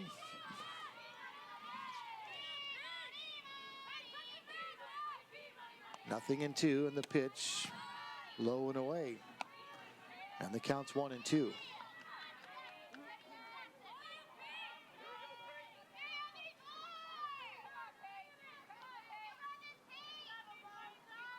It all started with Haley Dua, who led off the inning with a single, and she's on deck. Liner, left field, coming on, trying to short hop is going to be Weber, and she can, and it's going to be a base hit. You could see Asia Weber, some indecisiveness right there as to whether or not she wanted to charge it and try and catch it or play it on the hop, and that hesitation ended up allowing the ball to land in front of her. It's a tough decision for left field, but watch her right there just sort of stutter and then play it on the short hop, and it's a single. Yeah, that's a tough decision to make. Do you dive and go all out, let the ball go past you, provide a few more runs, or do you short hop and hopefully keep the score at 6-4? Maybe the best decision in that situation for Weber. Haley Dua takes a strike, 0-1. I mentioned Dua started it off with a single earlier this inning. She also stole second base, or actually it was her courtesy runner, but nonetheless, the single led to a steal. Now, time is being called, a pitch into the at-bat.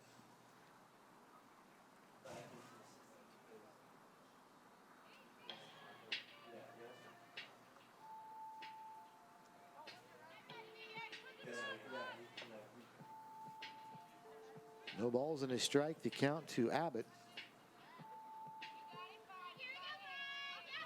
Not sure what that was all about. But okay, here we go. 0-1. Any ideas? Looked like the umpire came over to signal a re-entry, so maybe Dua came out, had a pinch runner earlier and hadn't been put back in, so needed to be put back in order for this at-bat to work out. Of course, only would have mattered if the Shockers had said something, probably for the that to be a difference. Bouncing ball over to first, and it's going to be fielded there, and stepping on the bag is going to be Buck to retire the side, but 4 score for Western Illinois in the 6th. They've got a 2-run lead now as we go to the bottom of the 6th.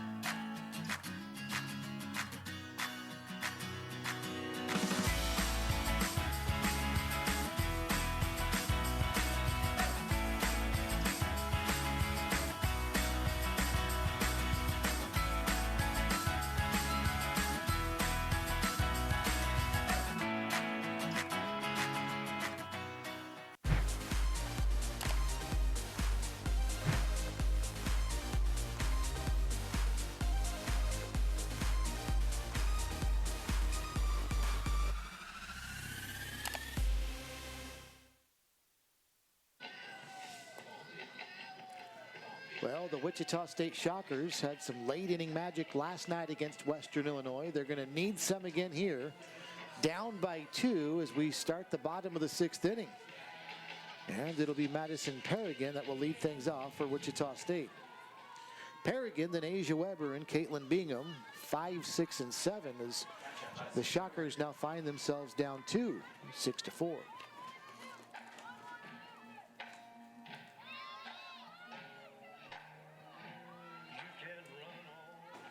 Madison steps in 0 for 2 today.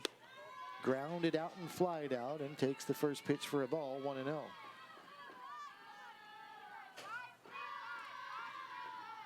Western Illinois has now out-hit the Shockers 8-5 and outscored them 6-4. Down and in, 2-0.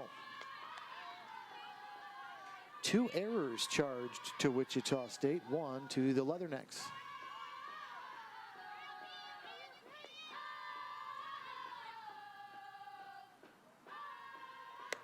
Upstairs for a ball as the count's now 3-0.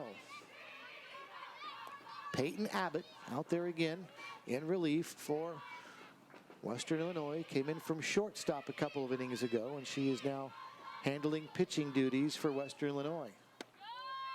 Inside, ball 4, and a 4-pitch walk to Madison Perrigan. So that's what the Shockers needed right there. Leadoff batter aboard, and up to the plate now will step Asia Weber. Might be exactly what the Shockers need to get something going here offensively. We always talk about leadoff walks in softball and baseball. They come back to get you when you've got a runner at first and nobody out. Specifically with the walk, it provides a lot of momentum for the offense. And seeing Asia Weber step up to the plate, she now has an opportunity to get something going right after the Madison Paragon walk. Morgan Palmer will go in as a courtesy runner for Wichita State. So Palmer will run for Paragon over at first as Asia Weber steps in. Asia's 0 for 1. She's struck out and walked. And the first pitch to her, pretty good one for a strike taken, 0-1. Morgan Palmer considered the quickest shocker on this team. Certainly the person you want to be at first base and on the base paths in the situation where the Shockers are really looking to score. 0-1 is taken, and again in there for a strike. This one on the outer edge. What a nice job by Abbott to get the strike there, and the count is now 0-2.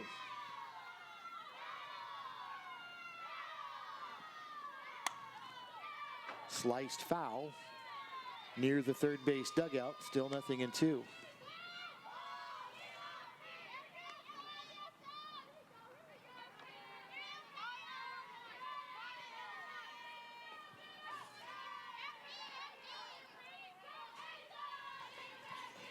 Abbott gets the sign and delivers the 0-2, and there's strike 3 called, and Asia Weber takes it, and down she goes. And Weber swung at one and fouled it off, but the other 3 strikes she looked at, and she's caught looking for the first out of the inning. Yeah, Weber's, it looks like, just kind of caught guessing here, hoping for the called ball. When you've got 2 strikes as a hitter and no balls, you're typically looking for a ball out of the zone, something to go and chase, and Abbott said, no, I'm going to put it right there and see if you decide to swing, and Weber kept her bat on her arm.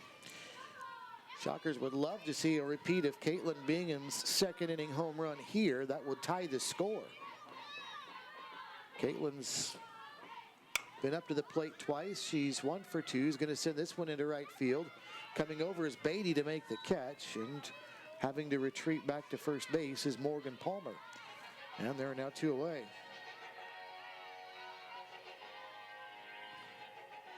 So we'll see what Bailey Nickerson can do now.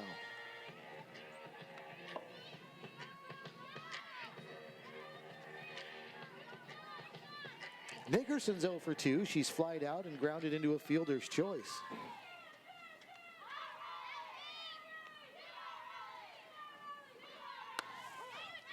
Pitches in there for a strike, 0-1.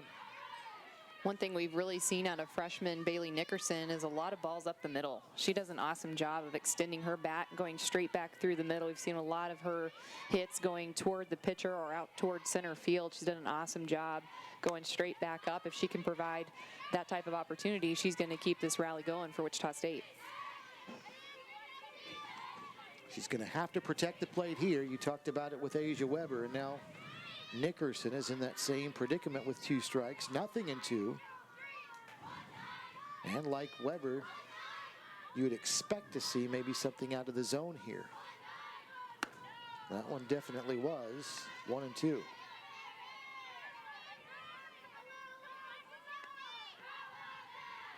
Shockers trying to get their 14th win of the season against 8 losses. But they're going to have to do it playing catch-up in the late innings now, down 6-4 in the bottom of the 6th inning with 2 away. Strike 3 called, and down she goes. What a job pitching for Peyton Abbott, the pitcher for Western Illinois, as she gets a couple of strikeouts in the inning, and the side retired. Shockers got a leadoff walk. That was it. We go to the 7th. Western Illinois 6, Wichita State 4.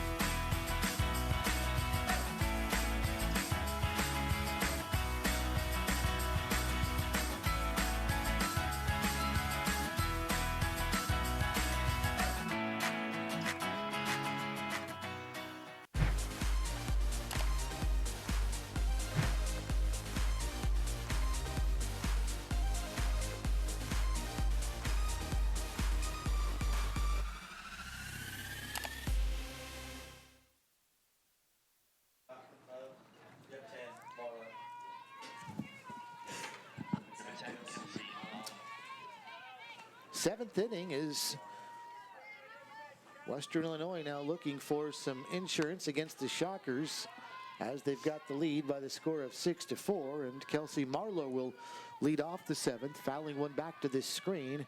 0-1. Marlowe, Ashley Minyard, and Brooke Stolga, 5, 6, and 7 in the order for Western Illinois, who leads the Shockers by 2. Lang delivers another strike, 0-2.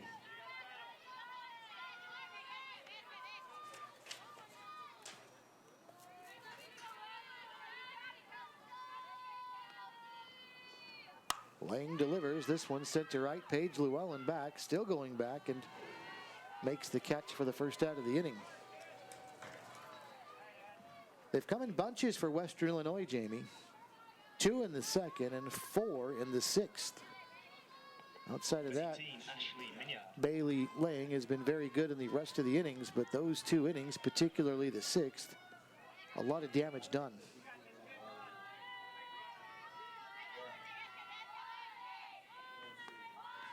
So here's Ashley Minyard now, and she goes after the first pitch. It's a strike, 0-1. Again, referring back to those pillars of success I talked about earlier, that Wichita State really focusing on each game to be successful, having shutdown innings. And the 2nd and the 6th were definitely not that. And that's where that kind of comes back to get you. And that's why it's considered one of the really important aspects of this game is you got to stop the bleeding and not allow that many runs in one inning. It's hard to come back on. But Bailey Lang giving them a chance now, picking up 2 quick outs. Just dealing strikes is Lang now. Another one right there, and there's quickly 2 up and 2 down.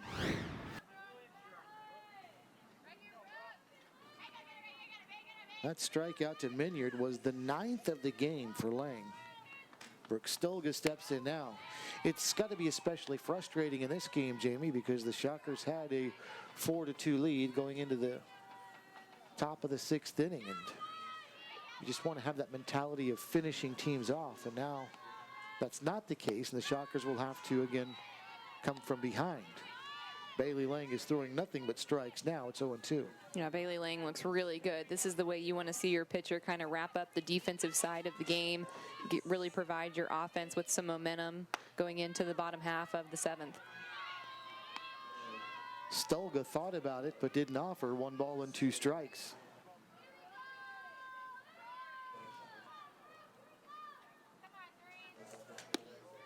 That one low and away. 9 strikeouts for Bailey Lang has tied a season high. So 1 more and she'll have a new season high. She's 1 strike away. And she's not going to get it here. Fair just inside the bag at first. And Stolga stops there after the ball trickles into right field with a 2-out single.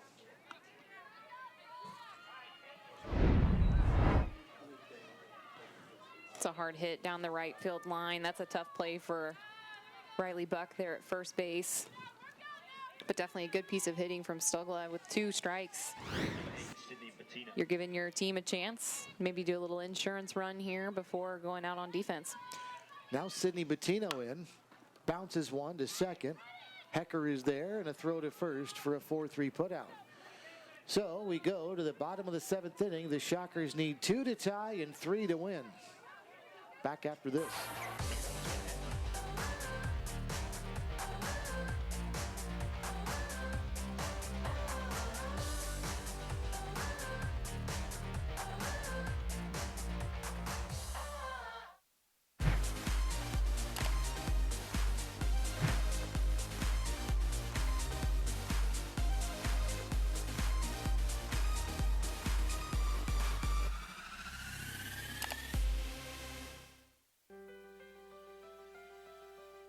Wichita State University is preparing today's students to become tomorrow's leaders.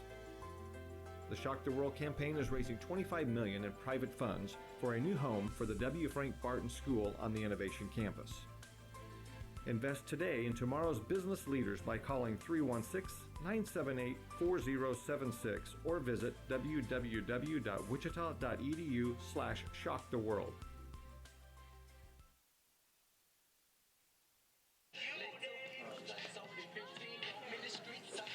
Wichita State's been outscored by 2, out-hit by 4, but this team very, very capable and known for late inning magic. We'll see what happens. They've got one of the best people to try to start a 2-out or more rally right here.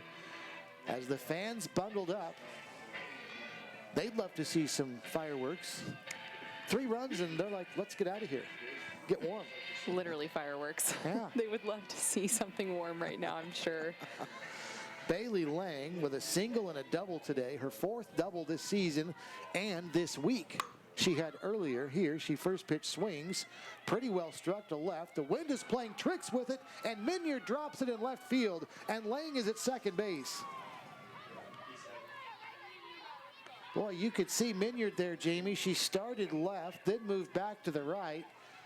And I don't know if that was the wind or if maybe she just never picked that one up in the sky, but watch her go left and then right. There she goes left, then stops and goes back to the right and in a little bit, and she actually went too far back to the right. And Bailey Lang is at second base. That's not going to be a double. It's a 2-base error, but I don't think the Shockers care at this point. Yeah, her being on second base, lead off. That's a huge opportunity, and she continues to be one of those huge assets to this lineup offensively and defensively, laying out at second with right up to the plate. Swung on and fouled back and out of play. We talked last night in the Western Illinois game about the Shockers, at least throughout most of that game, not able to take advantage of some Western Illinois mistakes. There's a golden opportunity to take advantage of one here. With an error in left field, now you go back to the top of your order next. Laying a little far off the bag at second for the liking of Bettino behind the plate, but the throw not on the mark. 1 ball and 1 strike.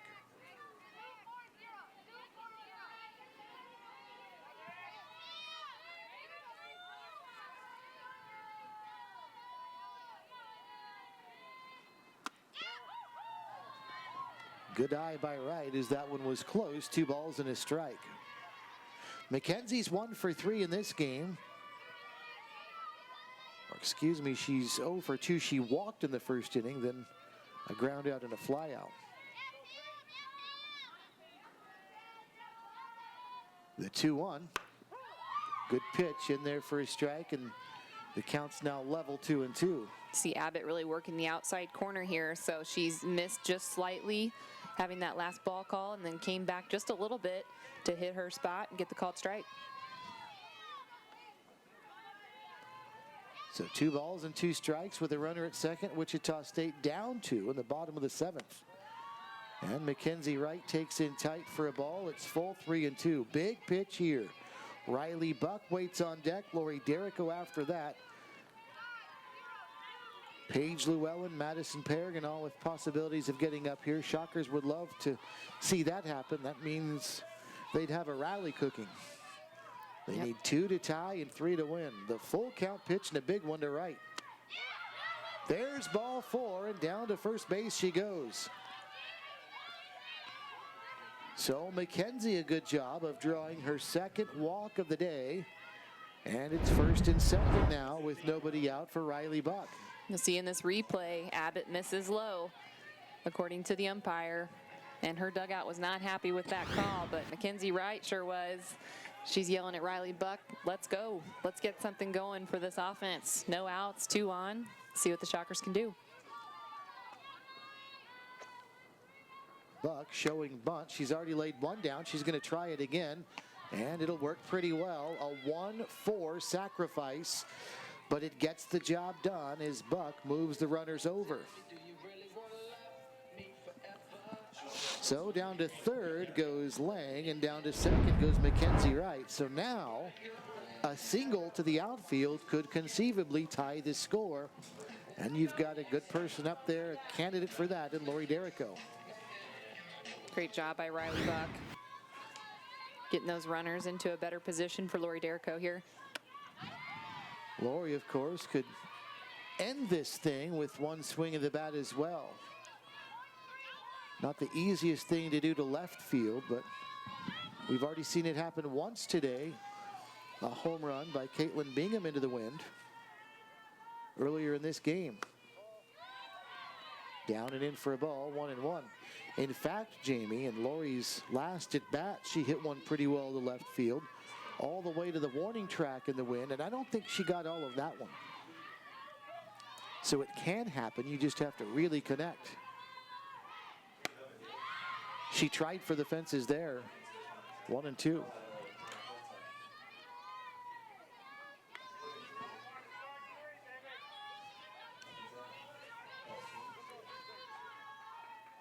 Bailey Lang, the runner at third. Mackenzie Wright at second.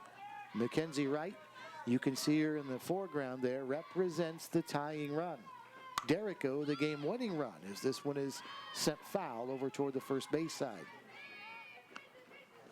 1 ball and 2 strikes. This is when it becomes really important for Derrico to protect the plate.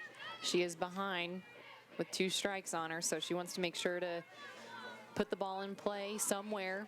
She definitely has been heading over to the left side of the field. The ground ball earlier to shortstop, and then 2 line drives out to left field. See what she can do here. Takes low, the count's even, 2-2.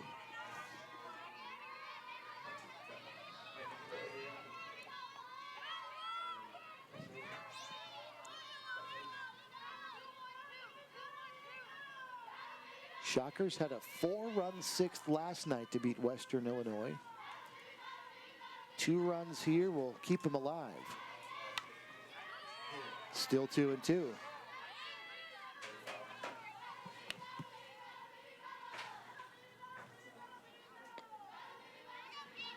Wouldn't be surprised if the Shockers have their rally caps going. We saw those yesterday as they were behind. Effectively used. Definitely.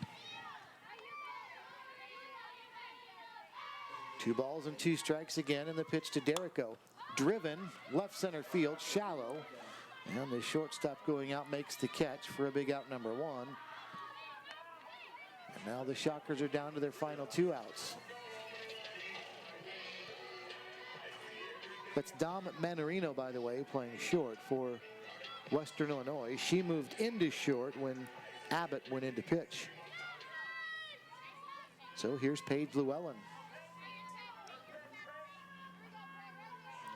Paige already has a home run today to right field. Sends this one to center, and well struck, and deep, and gone! And Wichita State wins on a walk-off by Paige Llewellyn. She's done it again.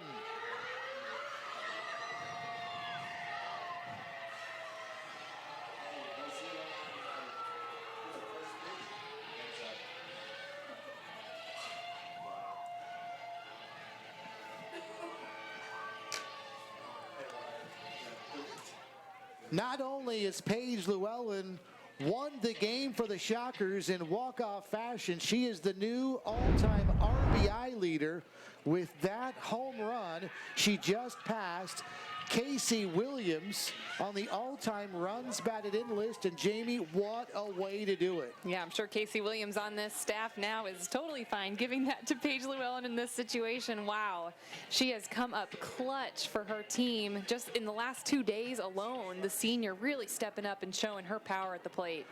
A 6th inning grand slam to help the Shockers come from behind last night and beat Western Illinois. A walk-off 3-run shot today, and Wichita State has done it. They've picked up their 14th win of the season against 8 losses, thanks in large part to the person getting congratulated right there, Paige Llewellyn. Well, Jamie, what a weekend for the Shockers here. They go 4-0, but it wasn't always easy. Yeah, the stands there saw the fireworks you talked about, Steve. They stuck around for a really great finale. The senior Paige Llewellyn and the Shockers of Wichita State. The next time we talk to you all, it will be in conference play. Memphis will be here in a couple of weekends. The Shockers with a trip to Nebraska in between. But it should be a fun ride in conference if it's anything like what we've seen the last couple of days. Yeah, this has been a fun time to start up the softball season here at Wichita State. It'll be fun to watch them at the American Conference level as well. Hats off to our crew braving the cold weather and the elements out there today, the wind and everything else. But they've made it fun thanks to sites like this. Paige Llewellyn following up last night's grand slam with a 3-run shot. Look at Abbott's reaction in the circle right there. as she put her hands on her head and just threw her mask off. But the celebration was then beginning for Wichita State. Paige Llewellyn does it again. Shockers get the victory. And Wichita State gets number 14. For Jamie, I'm Steve. Thanks for joining us. We'll talk to you again in a couple of weeks.